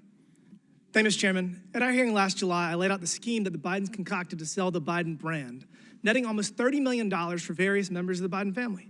This scheme was repeated with various clients in Kazakhstan, China, Romania, Russia, and Ukraine. I'm going to spend my time on just one instance, Ukraine, specifically involving Burisma, which netted Hunter over $3 million during a 3-year period. And to clarify the criminal offenses being alleged, for Hunter Biden, it is conspiracy to commit bribery, 18 U.S.C. section 201 B, 2A, and C. And for Joe Biden, it's conspiracy to commit extortion under color of official right, 18 U.S.C. section 1951 B2. And if you want a refresher on those, just look up Senator Menendez and his wife's indictment. So let's start with this. Foreign client has a problem. I've got an email here from Vadim Pozharsky, the Secretary of Burisma. And he is advocating that Hunter Biden intervene with high-level U.S. officials to facilitate meetings and communications expressing their positive opinion of Zlochevsky, the president of Burisma, to the Ukrainian president, chief of staff, prosecutor general, with the ultimate purpose to close down any cases against Zlochevsky in Ukraine.